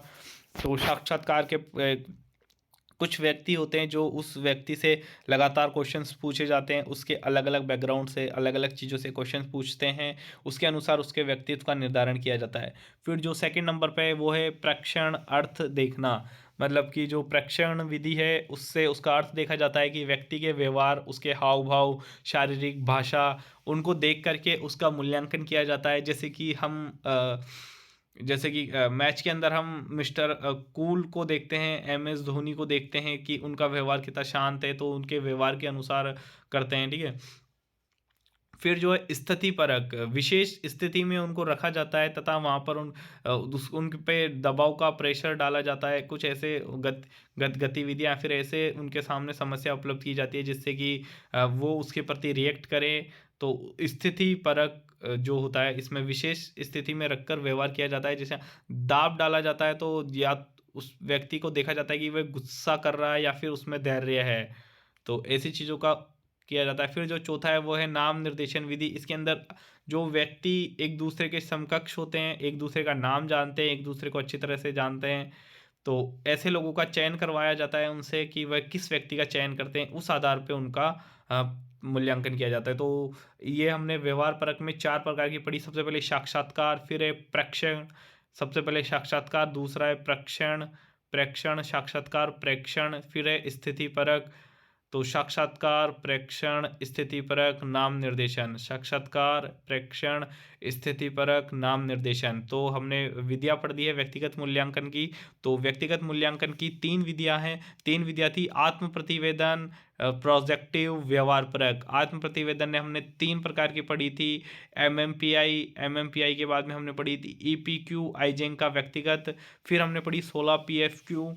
फिर जो प्रोजेक्टिव मेथड में हमने 5 प्रकार की पढ़ी थी, शाही डब्बा परीक्षण, आत्मबोध परीक्षण, वाक्य समापन, रोजेनविक, चित्रगुप्त कुंठा, फिर है व्यक्तकन व्यक्तकन चित्रगुप्त विधि, फिर है व्यवहार परक में 4 साक्षात्कार, प्रेक्षण, स्थिति परक, नाम निर्देशन। तो ये टॉपिक हमारा यूनिट सेकंड हमारी कंप्लीट हो चुकी है। तो जैसा कि 4 यूनिट है, 4 में से 2 हो गई है। पहली हमने 15 मिनट में कर ली थी, सेकंड हमने आधा घंटा में कर ली थी, और यही सबसे बड़ी थी इसके अंदर। अब जो है आगे वाली इतनी ज़्यादा बड़ी नहीं है, तो हम टोटल 6 पेज 7 पेज के 6 पेज या 7 पेज के नोट्स है। तो 7वां पेज तो बिल्कुल छोटा सा ही है, तो 6 साढ़े 6 पेज के नोट्स है जिसमें से 4 पेज अपने कंप्लीट हो चुके हैं। ये 5वां छठा, तो ये काफ़ी छोटा सा है मेरे हिसाब से। तो ये वीडियो आधे पौन घंटे का और बनेगा, तो 1.5 घंटे में ये अपना टॉपिक कंप्लीट हो जाएगा। इस वीडियो को आप 2 3 4 5 बार देख सकते हो आराम से, 5 घंटे लगेंगे। वीक में अगर आप हफ्ते में एक बार भी देखोगे तो भी आपका काम चल जाएगा काफ़ी हद तक, क्योंकि सब कुछ आपका पढ़ा हुआ है, रिवीजन करना है। जब हम बार बार रिवीजन खुद से करते हैं तो थोड़ा सा जोर आता है, आलस आता है, नींद आती है। इसलिए मैं खुद भी ये वीडियो बना रहा हूँ ताकि बाद में मुझे खुद को भी ज़रूरत होगी तो भी मैं इन्हीं वीडियो को यहाँ पर देखूंगा, क्योंकि यहाँ पर एक तो आप देखते हो, दूसरा आप सुनते भी हो। मैं जो बोल रहा हूँ वो सुनोगे भी, एक आप देखोगे भी। एक आपने खुद के तरीके से नोट्स बनाए हैं, खुद के तरीके से याद किए, एक आप दूसरे का तरीका देखोगे, तो उससे भी आपको थोड़ा सा फायदा मिलेगा। अब हमारी जो यूनिट थर्ड है वो है अधिगम और अभिप्रेरणा। तो अधिगम और अभिप्रेरणा वाली हम यूनिट शुरू कर रहे हैं, तीसरी यूनिट। तो अधिगम का अर्थ क्या होता है? तो ये होता है कि अभ्यास और अनुभव के द्वारा व्यवहार में अपेक्षाकृत स्थायी परिवर्तन लाना ही अधिगम कहलाता है। किसी भी कार्य को करने मतलब अधिगम का अर्थ होता है लर्निंग का मतलब है सीखना। तो अपन बार बार अभ्यास या फिर अनुभव के द्वारा अपने व्यवहार में अपेक्षाकृत स्थायी परिवर्तन ला देते हैं। तो वो हमने सीख लिया, जैसे कि बाइक चलाना या फिर चाय बनाना। तो बाइक चलाना हम साइकिल चलाना हम एक बार सीखे थे तो अब भूल नहीं जाएंगे। तो वो हमारे स्थायी परिवर्तन हो चुका है हमारे व्यवहार में। अनुभव हम उसे 2 3 4 बार हमने काफ़ी बार साइकिल से गिरे होंगे, बाइक से गिरे होंगे, तब जाके साइकिल सीखी थी, बाइक सीखी थी। तो उस तरह से ये अनुभव, अभ्यास और अनुभव के द्वारा व्यवहार में अपेक्षाकृत स्थायी परिवर्तन आ चुका है। फिर जो टॉपिक अपने दे रखा है वो है शैलियाँ। तो अधिगम की शैलियाँ, तो जो 3 प्रकार की यहाँ पर शैलियाँ हैं। फिर अपन आगे और जो अलग-अलग जो ये ये जो मनोवैज्ञानिक हैं इन्हों के अनुसार अपन देखते हैं। तो सबसे पहले जो हमारा है वो है यहाँ पर शैलियाँ 3 प्रकार से यहाँ पर बताइए। एक तो है प्रत्यक्षिक प्रकारता, प्रत्यक्षित प्रकारता, सूचना प्रक्रमण, प्रत्यक्षित प्रकारता, सूचना प्रक्रमण, व्यक्तित्व प्रतिरूप, व्यक्तित्व प्रतिरूप। सबसे पहले है प्रात्यक्षिक प्रकारता, प्रत्यक्षिक प्रकारता, प्रत्यक्षित प्रकारता, सूचना प्रक्रमण, सूचना प्रक्रमण, व्यक्तित्व व्यक्तित्व प्रतिरूप। तो प्रत्यक्षित प्रकारता में है कि व्यक्ति सूचनाओं को कैसे प्राप्त करता है, किस माध्यम से सूचनाओं को प्राप्त करता है, जैसे कि सुन के, देख के, स्पर्श करके। तो श्रवण, दृश्य, स्पर्श किस तरह से करता है, भौतिक, पर्यावरण व जैविक रूप पर यह आधारित होती है। तो दूसरा है सूचना प्रक्रमण, मतलब कि उसको सोचना, समस्या का समाधान करना, सूचना को याद रखने के तरीके, ये सब प्रसंस्करण करना, सूचना को याद करने के तरीके कि वह सूचना को किस तरह से याद करता है ना, कैसे याद रखता है, वो सब चीज़ें। फिर है व्यक्तिपरक प्रतिरूप। तो प्रत्येक व्यक्ति का याद करने का अपना अपना अलग अलग तरीका होता है। मैं जैसे कि मैं ट्रिक्स बनाकर याद करता हूँ चीज़ों को, कोई व्यक्ति होता है वो लाइन टू लाइन रट लेता है, कोई होता है जो समझ के फिर अपने मन से अपनी लैंग्वेज खुद बना लेता है। तो जो प्रत्येक व्यक्ति का याद करने का तरीका पृथक होता है, अपना पसंदीदा सुसंगत या फिर विशिष्ट एक तरीका होता है। फिर जो एंडरसन एंडरसन की अधिगम शैलियाँ, सबसे पहले हम पढ़ रहे हैं एंडरसन की अधिगम शैलियाँ। तो एंडरसन की जो अधिगम शैलियाँ हैं, एंडरसन की अधिगम शैलियों में इसने जो है 2 प्रकार से बताया। तो ये डायरेक्ट 5 नंबर में पूछ सकते हैं कि एंडरसन की अधिगम शैलियाँ बताइए। तो एंडरसन ने जो है वो सीखने के लिए 2 अलग अलग शैलियाँ बताई। एक है संबंधात्मक शैली, दूसरी है विश्लेषणात्मक शैली। एक तो है संबंधात्मक शैली, एक है विश्लेषणात्मक शैली। तो संबंधात्मक शैली होती है, इसमें 8 पॉइंट है। तो 8 पॉइंट आपको रटने हैं और सीधी सीधे इनों में अंतर बताना है। तो ये जो होते हैं ये अधिगम की संपूर्ण एक अधिगम को एक संपूर्ण इकाई के रूप में देखते हैं, जो कि अधिगम को एक संपूर्ण इकाई के रूप में देखते हैं। जैसे कि अपना बिहेवियर है, तो जो लोग थोड़े से आलसी होते हैं, मेरे जैसे होते हैं, तो वो देखते हैं कि सिलेबस कितना बड़ा है, ठीक है 4 यूनिट है, तो ये मतलब एक बिहेवियर है, तो बिहेवियर को अपन एक ही दिन में सल्टा देंगे, एक दिन लेके बैठेंगे 4 5 6 घंटे में और एक ही दिन में इसको रिवाइज कर देंगे।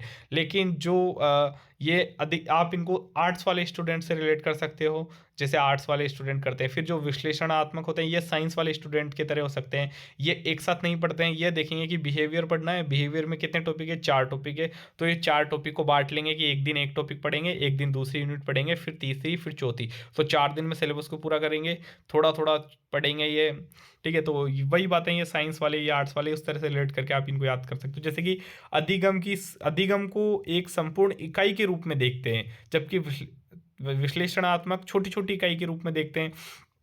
ये अंतर्ज्ञानात्मक चिंतन करते हैं, ये किताबों के बातूनी चीज़ों को नहीं रटते हैं, बल्कि उसको समझ के खुद के मन की लैंग्वेज बना देते हैं। जबकि लेकिन साइंस वाले जो होते हैं वो या फिर विश्लेषणात्मक जो होते हैं वो क्या करते हैं कि उसको अनुक्रमिक व संरचित चिंतन उसके ऊपर करते हैं, जैसा कि जैसे लिखा हुआ है वैसा कि वैसा रट लेते हैं। फिर है यहाँ पर मानविकी व सामाजिक विषय, ये जो होते हैं ये सोशोलॉजी वाले, पॉलिटिक्स ऐसे चैप्टर पढ़ने में ज़्यादा इंटरेस्टेड होते हैं। वैसे ये होते हैं कि मनुष्य या फिर समाज के अध्ययन पर अत्यधिक बल देते हैं। जबकि ये वाले होते हैं, ये होते हैं अचेतन व अव्यक्तिक चिंतन करते हैं। जैसे कि ये फिजिक्स के कॉन्सेप्ट देखते हैं, मैथ्स के कैलकुलेशन देखते हैं, साइंस की चीज़ें देखते हैं। ऐसे जो जिन पर चिंतन नहीं किया जा सकते या फिर ये व्यक्तियों से संबंधित ना हो, ऐसी चीज़ों पर अधिक बल देते हैं। फिर ये वाले होते हैं जो मौखिक सूचनाओं को अच्छी तरह से याद रख लेते हैं, जबकि ये होते हैं ये अमूर्त विचारों को अच्छी तरह से याद रखते हैं। ये जो संवादात्मक शैली वाले होते हैं, ये अशैक्षणिक क्षेत्रों में कार्योन्मुख होते हैं, मतलब कि ऐसे कार्य में रुचि रखते हैं जो शिक्षा से या फिर पढ़ाई से संबंधित ना हो। जबकि ये वाले लोग होते हैं, ये शैक्षिक कार्यों के प्रति उन्मुख होते हैं, मतलब कि शैक्षिक कार्योन्मुख होते हैं। तथा ये जो होते हैं, ये प्राधिकारियों के विश्वास पर कार्य करते हैं, जैसे कि कोई भी पॉलिटिक्स या फिर कोई भी नेता, सरपंच, सांसद, कोई भी छात्र नेता, ऐसे जो लोग होते हैं वो उन्हों से ही अधिक प्रभावी होते हैं। जबकि ये लोग होते हैं, इन्हों से प्रभावित नहीं होते हैं, ये खुद की राय के अनुसार ही कार्य करते हैं, दूसरों की राय से प्रभावित नहीं होते हैं।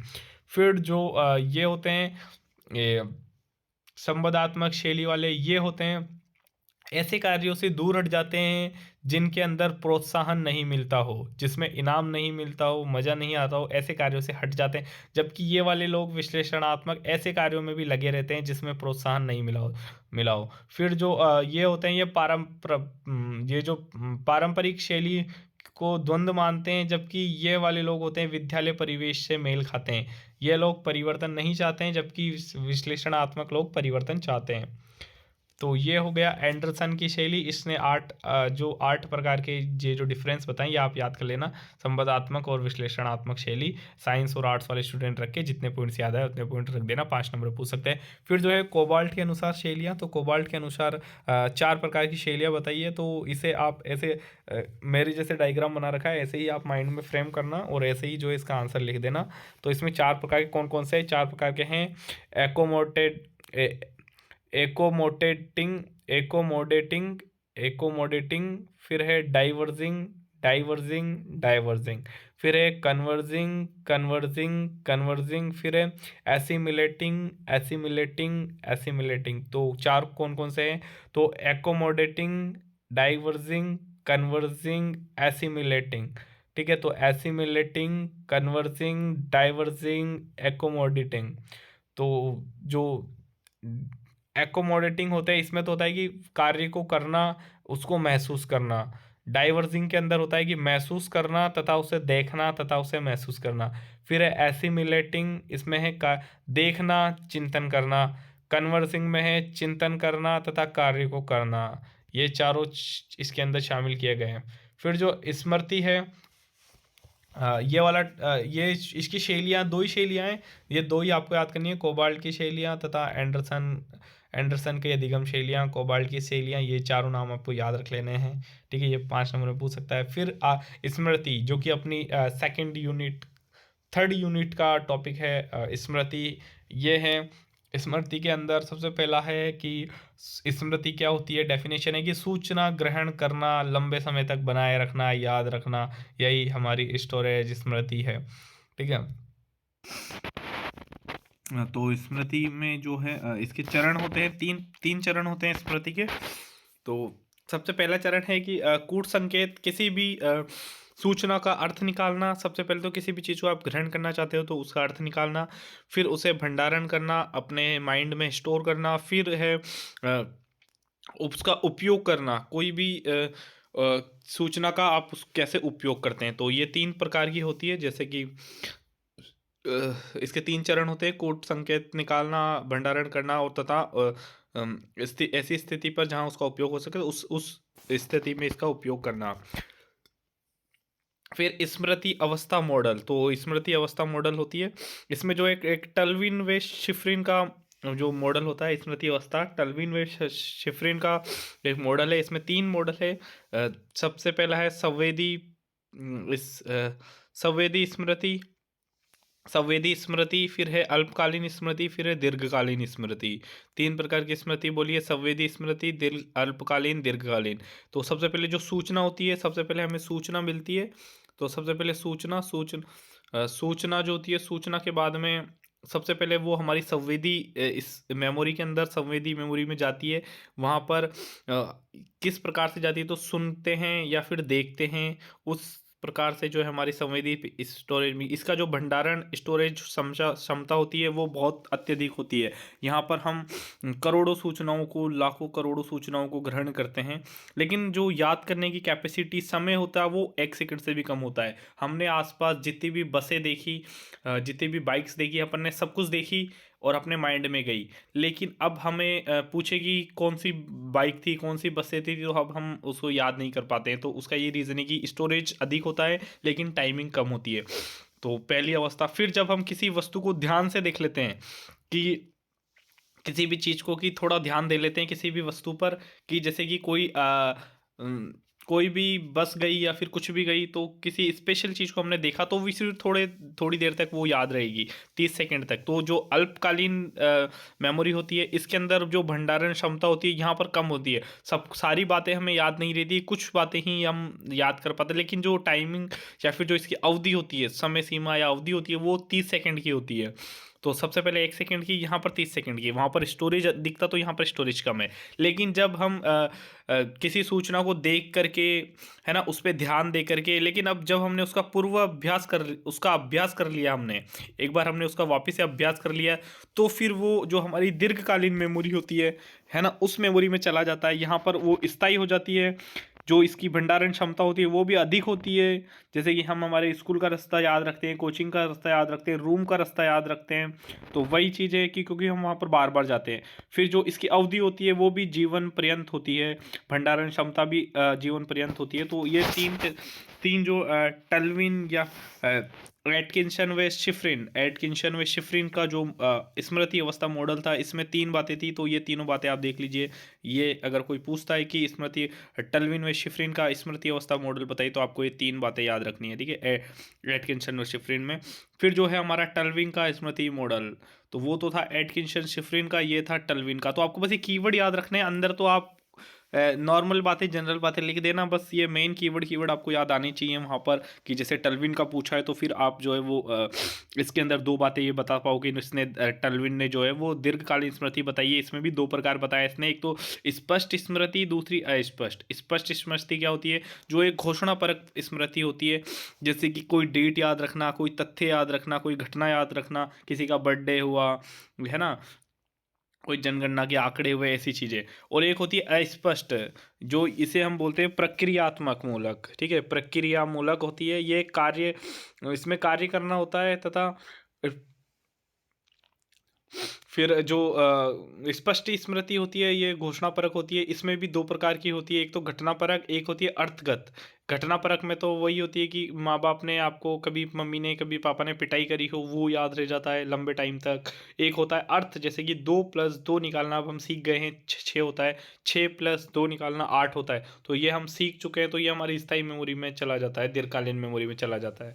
तो इसी प्रकार से टल्विन के मॉडल में 2 बातें, स्पष्ट स्मृति, अस्पष्ट स्मृति, फिर आपको इसको डिस्क्राइब करना है। और यहाँ पर एटकिंसन व शिफ्रिन में आपको 3 बातें याद रखनी थी, एटकिंसन और शिफ्रिन में, कि संवेदी, अल्पकालीन, दीर्घकालीन। फिर है बार्टलैंड का मॉडल। तो बार्टलैंड ने जो है वो एक स्कीमा शब्द दिया है कि कुछ चीज़ें ऐसी होती है जो हमें सिर्फ वही बातें याद रहती है, सारी बातें हम याद नहीं रख पाते हैं, कुछ ही चीज़ों को हम याद रख पाते हैं। जैसे कि एक मूवी देखने गए, तो मूवी के अंदर हमें 3 घंटे की मूवी को हम जो है वो 10 या 15 मिनट में उसकी पूरी की पूरी स्टोरी सुना देते हैं, ज़्यादा से ज़्यादा आधा घंटा। लेकिन उसमें हम वही बातें बताते हैं जो हमें ज़्यादा अच्छी लगती है। जैसे कि कोई मूवी हुई, तो अगर एक जो यंगस्टर देखने जाएगा, तो फिर उसके अंदर वो चीज़ें देखेगा कि कोई लड़का लड़की का प्रेम, उसकी स्टोरी कैसे मिले, क्या हुआ, बीच में कौन आया, लड़ाई हुई, झगड़े हुए, वो चीज़ें। लेकिन कोई उम्र दराज व्यक्ति देखने जाएगा, तो फिर वो उसमें फैमिली वाले सीन्स देखेगा, आप माँ बेटे का प्यार देखेगा, जो हीरो होगा उसका उसके बच्चों के प्रति प्रेम देखेगा, उसके फादर, तो वैसी चीज़ें। लेकिन जो बच्चा होगा, वो बच्चा अपनी चाइल्डहुड चीज़ें उस मूवी में देखेगा, तो वो चीज़ें याद रहती है। तो वही चीज़ है कि बार्टलैंड मॉडल, बार्टलैंड ने जो एक स्कीमा शब्द दिया है, जो चीज़ें हम याद करना चाहते हैं वही चीज़ें हमें याद रहती है, तो ये स्कीमा मॉडल है। फिर जो चौथा है वो है क्रैक व लॉकहार्ट का स्मृति सिद्धांत।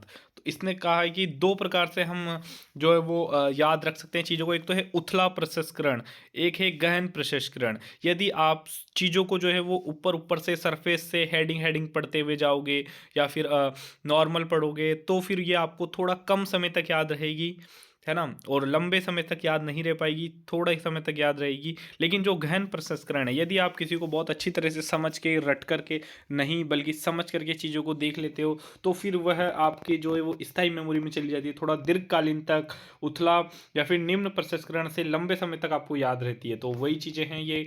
तो क्रैक व लॉकहार्ट का सिद्धांत। तो यहाँ पर हमने स्मृति में 4 सिद्धांत पढ़े हैं। सबसे पहला है एटकिंसन शिफ्रिन का मॉडल, फिर है टल्विंग का मॉडल, फिर हमने पढ़ा बार्टलैंड का मॉडल, फिर है क्रैक व लॉकहार्ट का। तो एटकिंसन व शिफ्रिन में हमने 3 बातें पढ़ी, संवेदी संवेदी स्मृति, अल्पकालीन स्मृति, दीर्घकालीन स्मृति। फिर हमने पढ़ी टल्विंग का स्मृति सिद्धांत, इसमें हमने 2 स्पष्ट स्मृति, अस्पष्ट स्मृति। फिर हमने बार्टलैंड का मॉडल में स्कीमा शब्द पढ़ा, बार्टलैंड ने एक स्कीमा शब्द दिया है। फिर एक क्रैक व लॉकहार्ट ने दिया है उथला प्रसंस्करण, गहन प्रसंस्करण।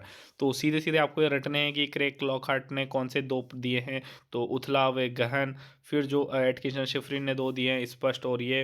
तो ऐसे ही आपको फिर है एबिंगहास का एक वक्र दिया है कि जैसे जैसे टाइम होता जाता है वैसे वैसे सूचनाएं हम भूलते जाते हैं। जैसे कि कोई भी आपने सूचना देखी, जस्ट 1 घंटे अगर आपसे 20 मिनट बाद में पूछेंगे तो वो आपको 80% तक ही चीज़ें याद रहेगी, 20% आप भूल जाओगे। लेकिन आपसे 1 घंटे बाद पूछेंगे तो आप उसका 40% तक भूल जाओगे। फिर अगर आपसे अगले दिन पूछेंगे तो आपको 30% तक ही याद रहेगा। ऐसे ऐसे ये याद रखने की जैसे जैसे टाइम गुजरता जाता है वैसे वैसे याद रखने की कैपेसिटी कम होती जाती है, तथा ये 25% ही आ जाता है लगभग। तो ये है। फिर जो है एक है यहाँ पर विस्मृति मॉडल। तो विस्मृति क्या होती है? तो विस्मृति वही होती है कि चीज़ों को हम भूल जाते हैं, तो कुछ समय बाद हम चीज़ों को भूल जाते हैं। तो ये क्यों होता है? वही चीज़ें हैं कि इसके सिद्धांत या कारक, तो सीधा सा अपने सिलेबस में लिखा हुआ है विस्मृति के कारण या सिद्धांत। तो जो विस्मृति के कारण लिखे हुए हैं वही है यहाँ पर है। तो इसके 6 कारक यहाँ पर हम देखेंगे विस्मृति के कारण। तो 6 कारण है, ये रटने हैं। अगर 5 नंबर में क्वेश्चन आता है विस्मृति के कारण, तो फिर आपको ये 6 लिखने हैं, या फिर 2 नंबर में किसी एक के बारे में स्पेशली पूछता है तो वो भी आपको बताना है। तो सबसे पहले है कि सूचनाओं को अर्थ निकालना। यदि हम किसी सूचनाओं का अर्थ नहीं निकालते हैं, सरफेस से मोटा मोटा ऊपर ऊपर से पढ़ लेते हैं, तो फिर वो हमें लंबे समय तक याद नहीं रह पाती है, कुछ समय बाद हम उन्हें भूल जाते हैं।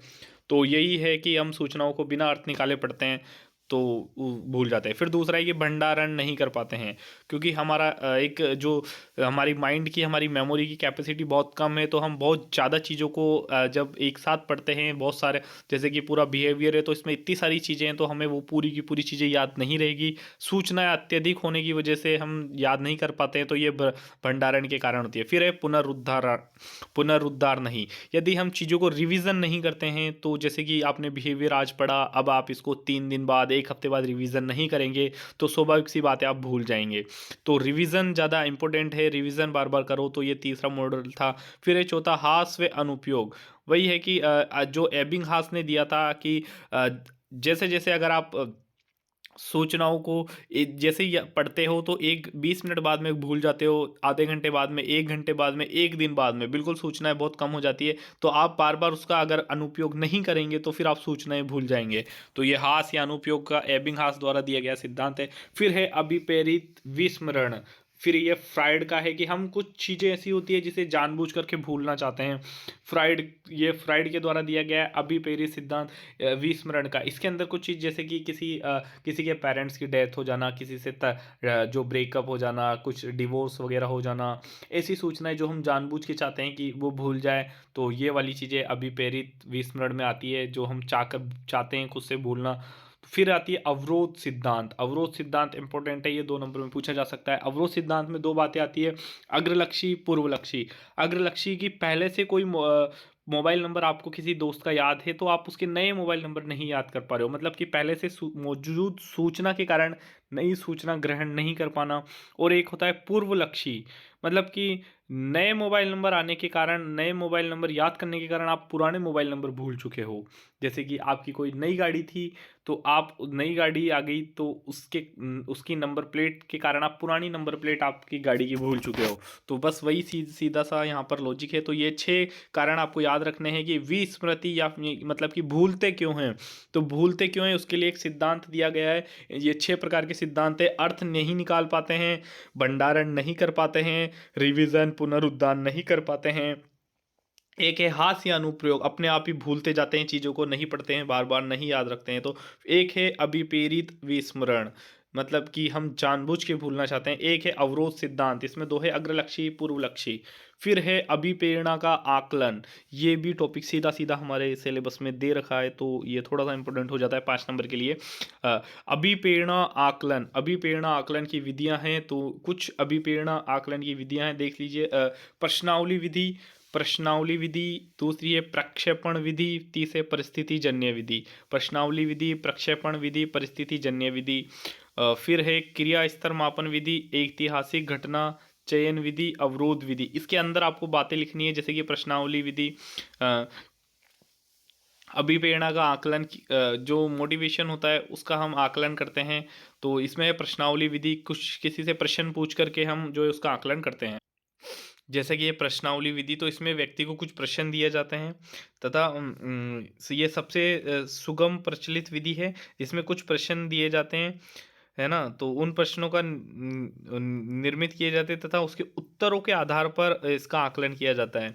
तो उसकी अभिप्रेरणा का आकलन किया जाता है कि उसने कुछ प्रश्नों के कैसे कैसे उत्तर दिए हैं। इसमें कुछ खूब सारे वो जैसे MMPI, EPQ, 16 PFQ, वो अपन पीछे पढ़ के आ चुके हैं, वो सब आप एग्जाम्पल में डाल सकते हैं। फिर प्रक्षेपण विधि, प्रक्षेपण विधि के अंदर है इसमें कुछ अस्पष्ट या फिर असंगठित कुछ सामग्री दी जाती है तथा इस सामग्री की व्याख्या करते समय उस व्यक्ति के अचेतन मन व सामाजिक अभिप्रेरण की अभिव्यक्त किया जाता है। मतलब कि वह कैसा उस जो उसको सूचनाएं दी गई है उसका वह कैसे उसकी व्याख्या कर रहा है, उसके ऊपर दी जाती है। जिसमें TAT वाली जो कथानक संप्रत्यक्षण परीक्षण है, जिसे TAT बोलते हैं, वो वाली का एग्जाम्पल आप दे सकते हो।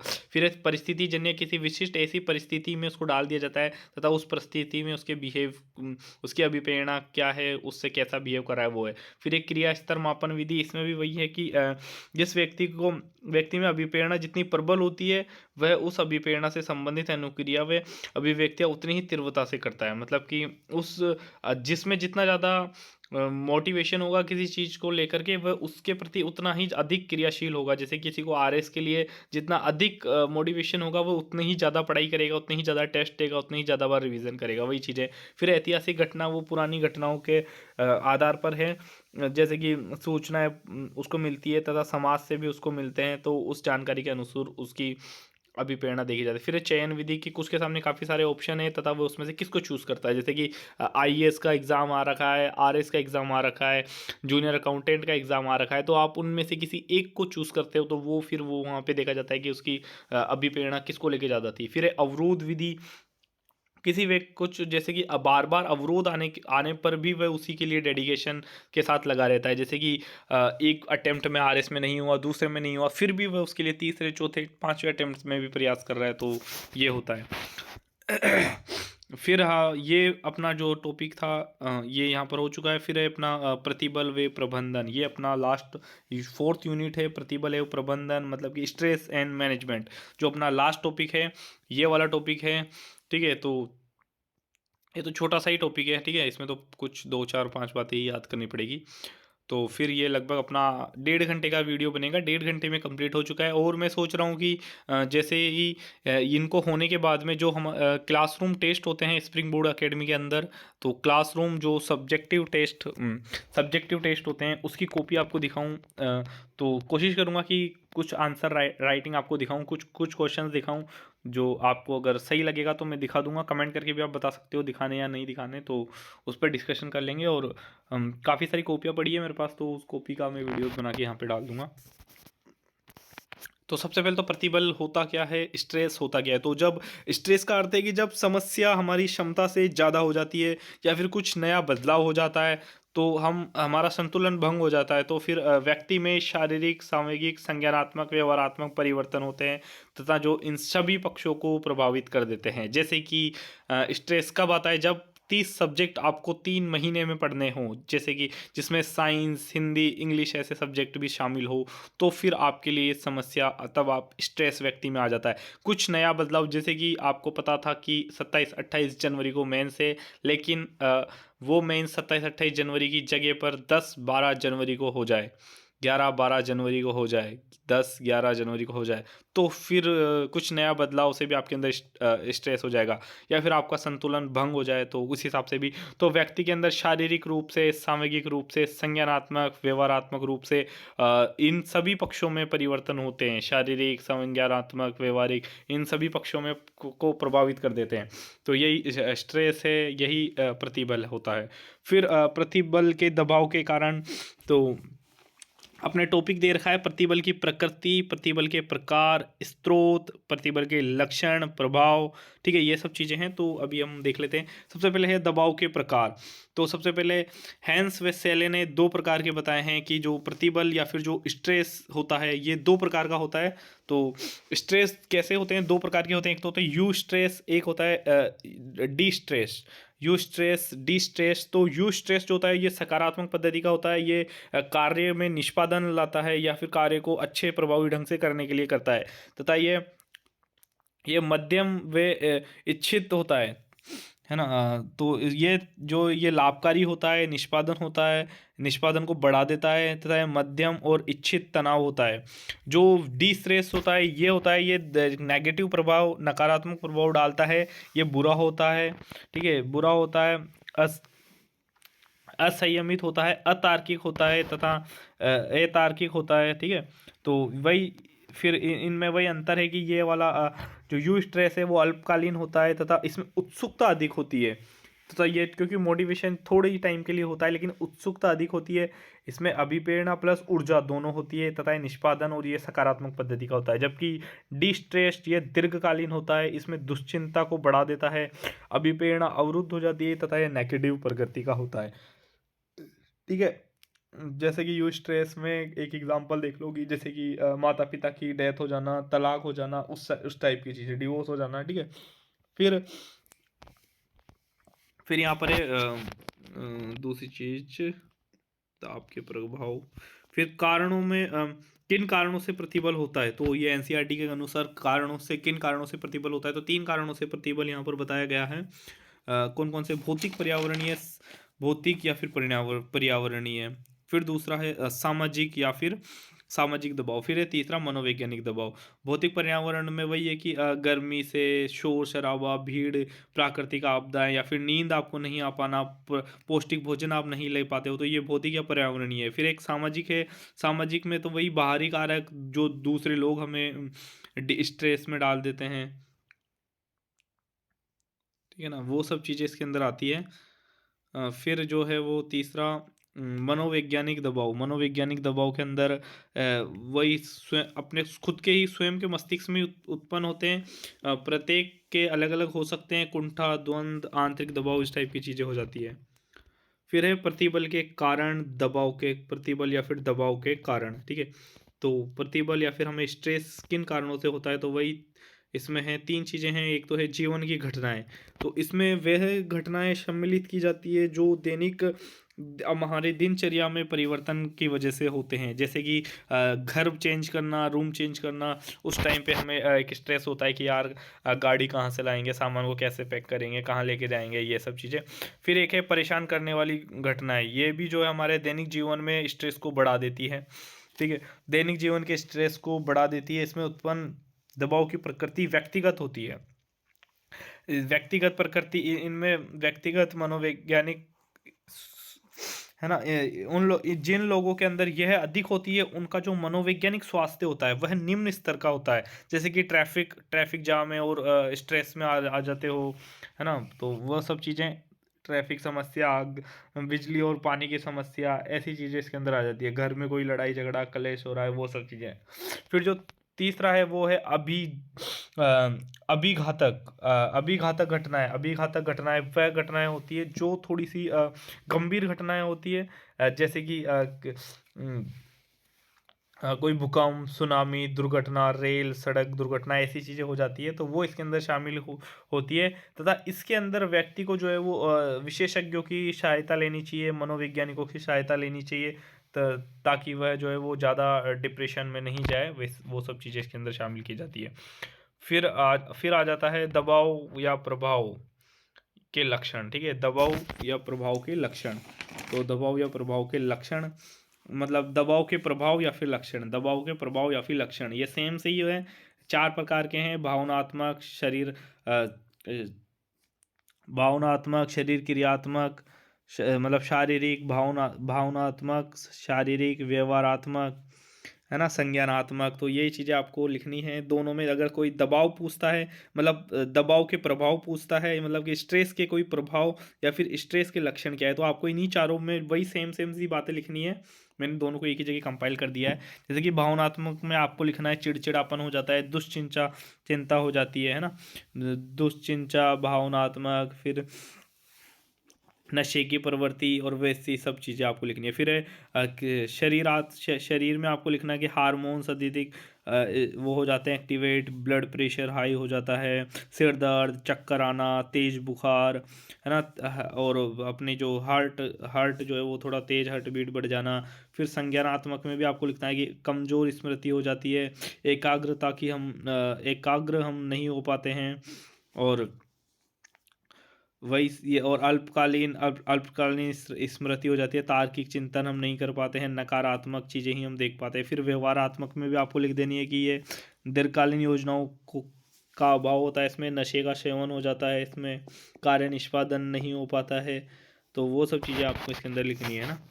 फिर जो प्रतिबल की प्रकृति जो है, तो प्रतिबल की क्या प्रकृति होती है उस पे हम आ जाते हैं। तो प्रतिबल की प्रकृति में तीन चीज़ें हैं: प्रतिक्रिया, प्रतिक्रिया, प्रक्रिया, अभिप्रेरक। प्रतिक्रिया, प्रक्रिया, अभिप्रेरक, प्रतिक्रिया, प्रक्रिया, अभिप्रेरक। तो ये सेल्लेर के अनुसार है।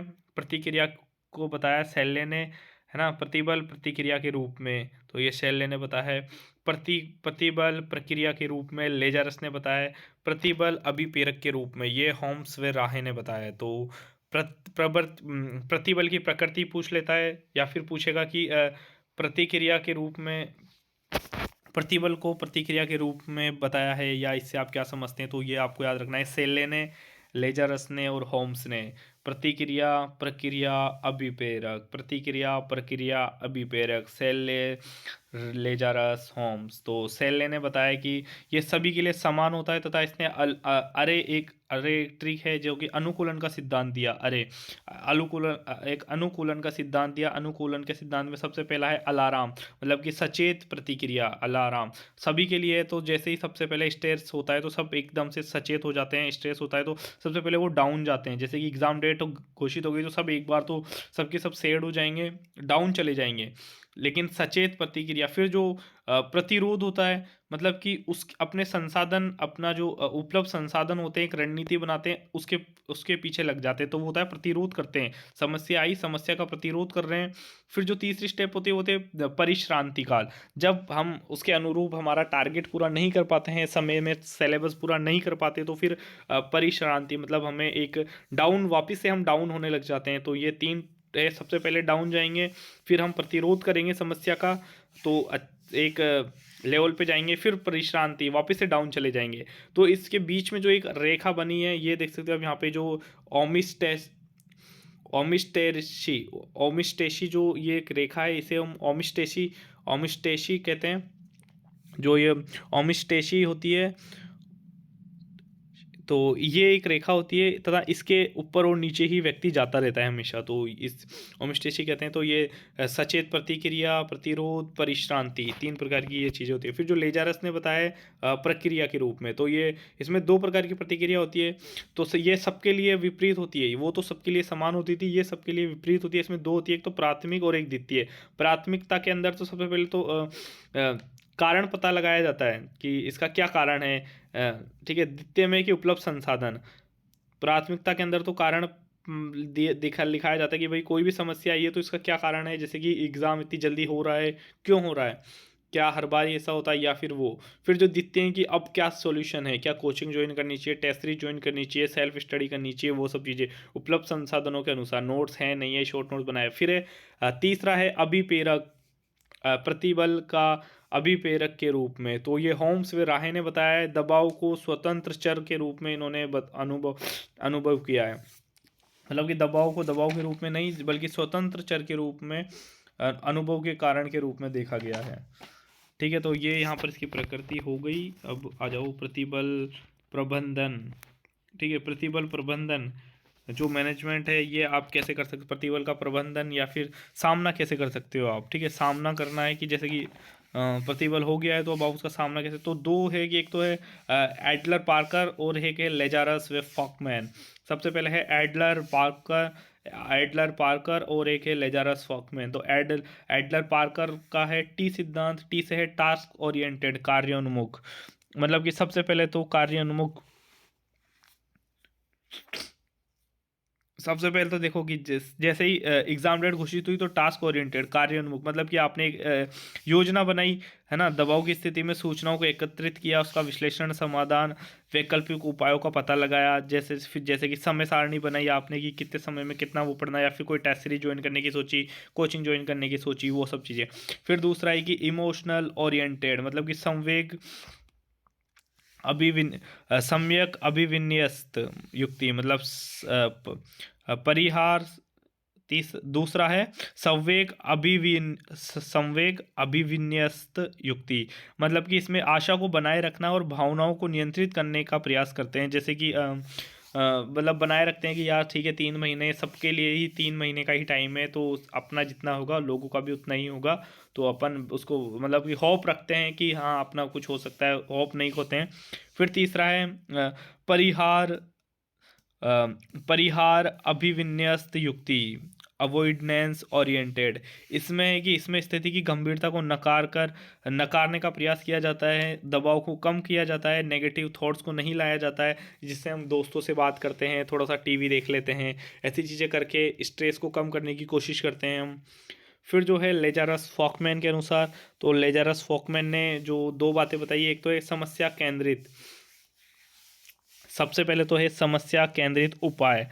तो जैसे ही कोई भी स्ट्रेस आ गया है तो सबसे पहले तो ये देखो कि सीधा समस्या पर हमला कर देते हैं। इसमें सीधा कि जैसे कि एक योजना बनाई और उसका क्रियान्वयन कर दिया कि जैसे ही समस्या आई 30 जैसे 27 जनवरी फिक्स हुई डेट, तुरंत अपना उठाया कि ठीक है भाई अब अपने को जनवरी तक यहाँ फिक्स कर देना है। मतलब ये नहीं सोचा कि जुलाई अगस्त में जो है वो एग्ज़ाम डेट जारी है, जुलाई में जाएगी, अपना तो उठाया जनवरी के अनुसार, 27 जनवरी के अनुसार अपनी एक स्ट्रेटजी बनाई कि इतने दिन में सिलेबस करना है, इतनी दिन से टेस्ट सीरीज देनी है, ये करना है, वैसे करना है। फिर दूसरा है कि संवेग केंद्रित उपाय। संवेग केंद्रित उपाय ये एक मनोवैज्ञानिक परिवर्तन लाने हेतु उपयोगी होती है। संवेग केंद्रित होती है, यह मनोवैज्ञानिक परिवर्तन हेतु उपयोगी होती है। तो अब जो है ये सामना करने के लिए भी दो जनों का याद रखना, एंडलर पार्कर और लेजारस फॉकमैन। फिर है प्रतिबल प्रबंधन की तकनीकी, प्रतिबल प्रबंधन की तकनीकी, प्रतिबल प्रबंधन की तकनीकी। तो प्रतिबल प्रबंधन की तकनीकों में यहाँ पर दो प्रकार की तकनीकें हैं। तो दो प्रकार की तकनीकें कौन कौन सी है ये देख लेते हैं हम। अभी एक टॉपिक और है प्रतिबल तकनीक। हाँ, तो इसमें 6 प्रकार की हैं प्रतिबल प्रबंधन। प्रतिबल प्रबंधन में ये 6 प्रकार के वो है। इसमें एक तो है विश्रांति तकनीक, है ना। सबसे पहले तो है विश्रांति तकनीक, एक है ध्यान प्रक्रियाएं, फिर है एक बायो फीडबैक, एक है सृजनात्मकता, क्रिएटिविटी, विजुलेंस, एक है संज्ञानात्मक व्यवहार और एक है व्यायाम। जैसे कि प्रतिबल को कम करने के लिए क्या क्या आपको मेथड अपनाने चाहिए। सबसे पहले तो है विश्रांति तकनीक। विश्रांति तकनीक में कि मतलब गहरी सांस लो, प्राणायाम करो, मांसपेशियों को विश्राम दो, वो सब चीज़ें। फिर दूसरा है ध्यान केंद्रित, मतलब कि जैसे कि ध्यान केंद्रित कर चेतना कोई परिवर्तित स्थिति उत्पन्न करना, वैसी चीज़ें। फिर है बायो फीडबैक, मतलब कि जैविक पृष्ठ पोषण, मतलब कि जैविक बायो फीडबैक में ये है कि भाई लोगों को आप फीडबैक दो, कोई भी कार्य कर रहे हो उसके उसके नॉर्मल फीडबैक दो कि हाँ भाई आप ये अच्छा कार्य कर रहे हो, ये फिर तीसरा है कि रचनात्मकता मानव, ठीक है, कि शांत मन रखो, शरीर को विश्राम अवस्था में दो, आंखें बंद करना चाहिए, है ना, काल्पनिक चित्रों का विचार मन में बनाए रखने चाहिए, वो सब चीज़ें जिससे क्रिएटिविटी हो। फिर है संज्ञानात्मक व्यवहार, पॉजिटिव थिंकिंग, हर चीज़ों के पीछे पॉजिटिव थिंकिंग रखो, कभी भी नेगेटिव थिंकिंग मत रखो, हर चीज़ में अपनी पॉजिटिव थिंकिंग रखो कि ठीक है, हो जाएगा हो जाएगा हो जाएगा। फिर है व्यायाम, एक्सरसाइज करो डेली, है ना, ये दौड़ वगैरह, जिम वगैरह, रस्सी कूदना, वो सब चीज़ें। फिर है एक प्रतिबल स्रोत, दैनिक कठिनाइयाँ, पर्यावरणीय कठिनाई, तो ठीक है, हो गया। फिर है देखो मानसिक समस्या को प्रोत्साहन, ये भी अपने एक लास्ट में एक टॉपिक दे रखा है, मानसिक स्वास्थ्य को प्रोत्साहन की विधियाँ। तो इसमें हम मानसिक स्वास्थ्य की विधियों में अपन 2 प्रकार की विधियाँ पढ़ेंगे, है ना। तो ये मानसिक स्वास्थ्य का सबसे पहले तो अर्थ जान लो कि मानसिक स्वास्थ्य का अर्थ ये है कि पूर्ण शारीरिक, मानसिक, सामाजिक, आध्यात्मिक कुशलतम स्वास्थ्य की अवस्था ही जो है वो मानसिक स्वास्थ्य है, ना कि केवल बीमारियों का अभाव। मतलब कि बीमारियों के अभाव को ही आप स्वस्थ नहीं बता सकते, बल्कि आपको शारीरिक, मानसिक और प्रत्येक रूप से जो है आपको स्वस्थ रहना पड़ेगा। अब इसके अंदर बात आ जाती है कि मानसिक स्वास्थ्य बढ़ाने के तरीके। तो सबसे पहले तो कि दाब प्रतिरोधी कुबासन द्वारा बताया गया है कि दाब प्रतिरोधी, प्रतिबद्धता, नियंत्रण, चुनौती, प्रतिबद्धता, नियंत्रण, चुनौती। दा इसके अंदर सबसे पहले कुबासन ने बताया कि दाब प्रतिरोधी व्यक्ति मतलब कि ये एक इसमें ये बताया गया कि उच्च स्तर के दबाव के लेकिन निम्न स्तर के रोग, जैसे कि उच्च स्तर का दबाव होता है, वे इसमें वे व्यक्ति होते हैं जिनमें उच्च स्तर के दबाव लेकिन निम्न स्तर के रोग होते हैं, जिनमें 3 गुण पाए जाते हैं, दृढ़ता, है ना, एक तो है प्रतिबद्धता, नियंत्रण, चुनौती, प्रतिबद्धता, नियंत्रण, चुनौती, प्रतिबद्धता, नियंत्रण, चुनौती। फिर है जीवन शैली, प्रतिबद्धता का अर्थ है कि अपने कार्यों के प्रति प्रतिबद्धता, परिवार के प्रति प्रतिबद्धता, अपनी रुचियों, सामाजिक जीवन के प्रति प्रतिबद्धता। तो फिर दूसरा है नियंत्रण, अपने मतलब कि अपनी दिशा की भावना में ही दिशा, जो जिस भी कार्य के प्रति आप हो उसी के प्रति नियंत्रण रहो, है ना, उसी दिशा के उद्देश्य को प्राप्त करो। फिर चुनौतियाँ, तो जो भी चुनौतियाँ आती है उनको सामान्य सकारात्मक समझे, और ऐसे ना समझे कि उनसे कोई खतरा है, नॉर्मली समझे। फिर दूसरा है जीवन शैलियाँ, तो मानसिक स्वास्थ्य को स्वस्थ रखने के तरीके हैं, एक तो है दबाव प्रतिरोध, दूसरा है जीवन शैलियाँ। जीवन शैलियों के अंदर ये 4-5 पॉइंट है। इसमें है अग्रहिता, समय प्रबंधन, सविवेक चिंतन, संबंध सुधार, स्वयं की देखभाल, असहाय आदतें। जैसे कि अग्रहितता, एक है समय प्रबंधन, सब कुछ कार्य स्वयं पर समय पर करो, समय को थोड़ा सा टाइम दो। फिर है सविवेक चिंतन, हर चीज़ को एक तार्किक रूप से लो, ऐसे ही टप्पे मत लगाओ, तार्किक रूप से उसका आगे पीछे सबको सोच के देखो। फिर है संबंधों में सुधार करो, जिससे भी आपके संबंध बिगड़े हुए हैं उनसे सुधार करो, सूचनाओं को एक दूसरे व्यक्ति तक पहुंचाओ, है ना, दूसरे व्यक्ति दूसरे दूसरे किसी चीज़ को लेकर क्या मत रखते हैं उसका भी सम्मान करो। फिर आता है स्वयं की देखभाल करो, फिर खुद की हेल्थ पर भी ध्यान दो, शरीर पर, भावनाओं पर, ठीक है, आराम करो, रेस्ट करो, वो सब चीज़ों पर ध्यान दो। फिर ऐसा है आदतों को छोड़ दो, कोई सिगरेट पीना, ड्रिंक करना, है ना, तो वो सब चीज़ों को त्याग दो, असहाय आदतों को छोड़ दो। फिर एक है सामाजिक अवलंब सहयोग, एक है सामाजिक अवलंब सहयोग। इसमें 3 प्रकार की चीज़ें बताइए। सामाजिक अवलंब सहयोग मतलब कि समाज का भी सहारा लो, जैसे कि समाज का सहारा कैसे कि सूचना सहयोग, किसी से भी, जैसे कि भाई आरएस का नोटिफिकेशन, या फिर आप कौन से नोट्स पढ़ रहे हो वो नोट्स शेयर कर दो अपने, ठीक है, कौन सी कोचिंग की टेस्ट सीरीज दे रहे हो वो टेस्ट सीरीज शेयर कर दो, वो सब चीज़ें। एक है मूर्त रूप से, मूर्त रूप में क्या है कि मूर्त रूप में ये कि भाई परीक्षा पैटर्न बता दो, है ना, निबंध कहाँ से आ रहे हैं निबंध बता दो, कौन से टॉपिक्स ज़्यादा इंपॉर्टेंट हैं वो वाली चीज़ें बता दो। मतलब कि जो होता है ना मूर्त रूप से, वो सब चीज़ें, सूचना सहयोग, ठीक है। फिर है मूर्त अवलंब, फिर है एक है अमूर्त। अमूर्त के अंदर है अमूर्त के अंदर वो है कि अवसाद, चिंतन, मनोसामाजिक ऐसी घटनाओं से प्रभावित हो जाते हो। जैसे कि किसी को भी ये आश्वासन दो कि आप उनके लिए प्रिय हो, उनके लिए मूल्यवान हो, तो उनके प्रति मनोवैज्ञानिक को घटाने में ये भी जो है वो स्ट्रेस को कम करने के लिए बहुत ही ज़्यादा प्रभावी होती है। तो ये हमारा जो था वो पूरा की पूरा लगभग 1.5 घंटे के अंदर बिहेवियर अपना जो है वो रिवीजन हो चुका है। अगर अब आपको इसके शॉर्ट नोट्स चाहिए तो आप मुझे टेलीग्राम पर मैसेज कर देना, लिंक नीचे डिस्क्रिप्शन में, वहाँ से ज्वाइन कर देना। ये पीडीएफ में आपको डाल दूंगा। बाकी बेटर होगा अगर आप खुद से ही शॉर्ट नोट्स बनाए तो ज़्यादा बेटर होगा। फॉर्मेट आपने देख ही लिया मैंने कैसे बनाया, आप उसके अकॉर्डिंग जो आपको नहीं याद रहता है वो बनाएं। और अभी बना ले शॉर्ट नोट्स, क्योंकि लास्ट में शॉर्ट नोट्स नहीं बनते, जोर आता है और ये हेल्पफुल काफ़ी ज़्यादा होते हैं। अब 1.5 घंटे में आपने इसको रिवीजन कर लिया है। स्पीड स्लो लगती है तो आप इसको स्पीड में करके देख लेना, लेकिन आप इस वीडियो को 3-4 बार देख लेना, 1-2 बार खुद से पढ़ लेना, तो आपको बेनिफिट होगा और आपको बहुत सारी चीज़ें वहाँ पर याद आ जाएगी। तो ठीक है, ये पहला वीडियो है इस सीरीज का, और अब मैं आगे ही और खूब सारे वीडियोस डालूंगा इस सीरीज से रिलेटेड। सारे छोटे सब्जेक्ट, इथिक्स, पबेड, 6 छोटे सब्जेक्ट, आईआर, वर्ल्ड हिस्ट्री, है ना, टेक्नोलॉजी, ऐसी चीज़ें, तो आप वहाँ से देख लेना इस प्लेलिस्ट में जाके। ठीक है, मिलते हैं नेक्स्ट वीडियो में। Thank you.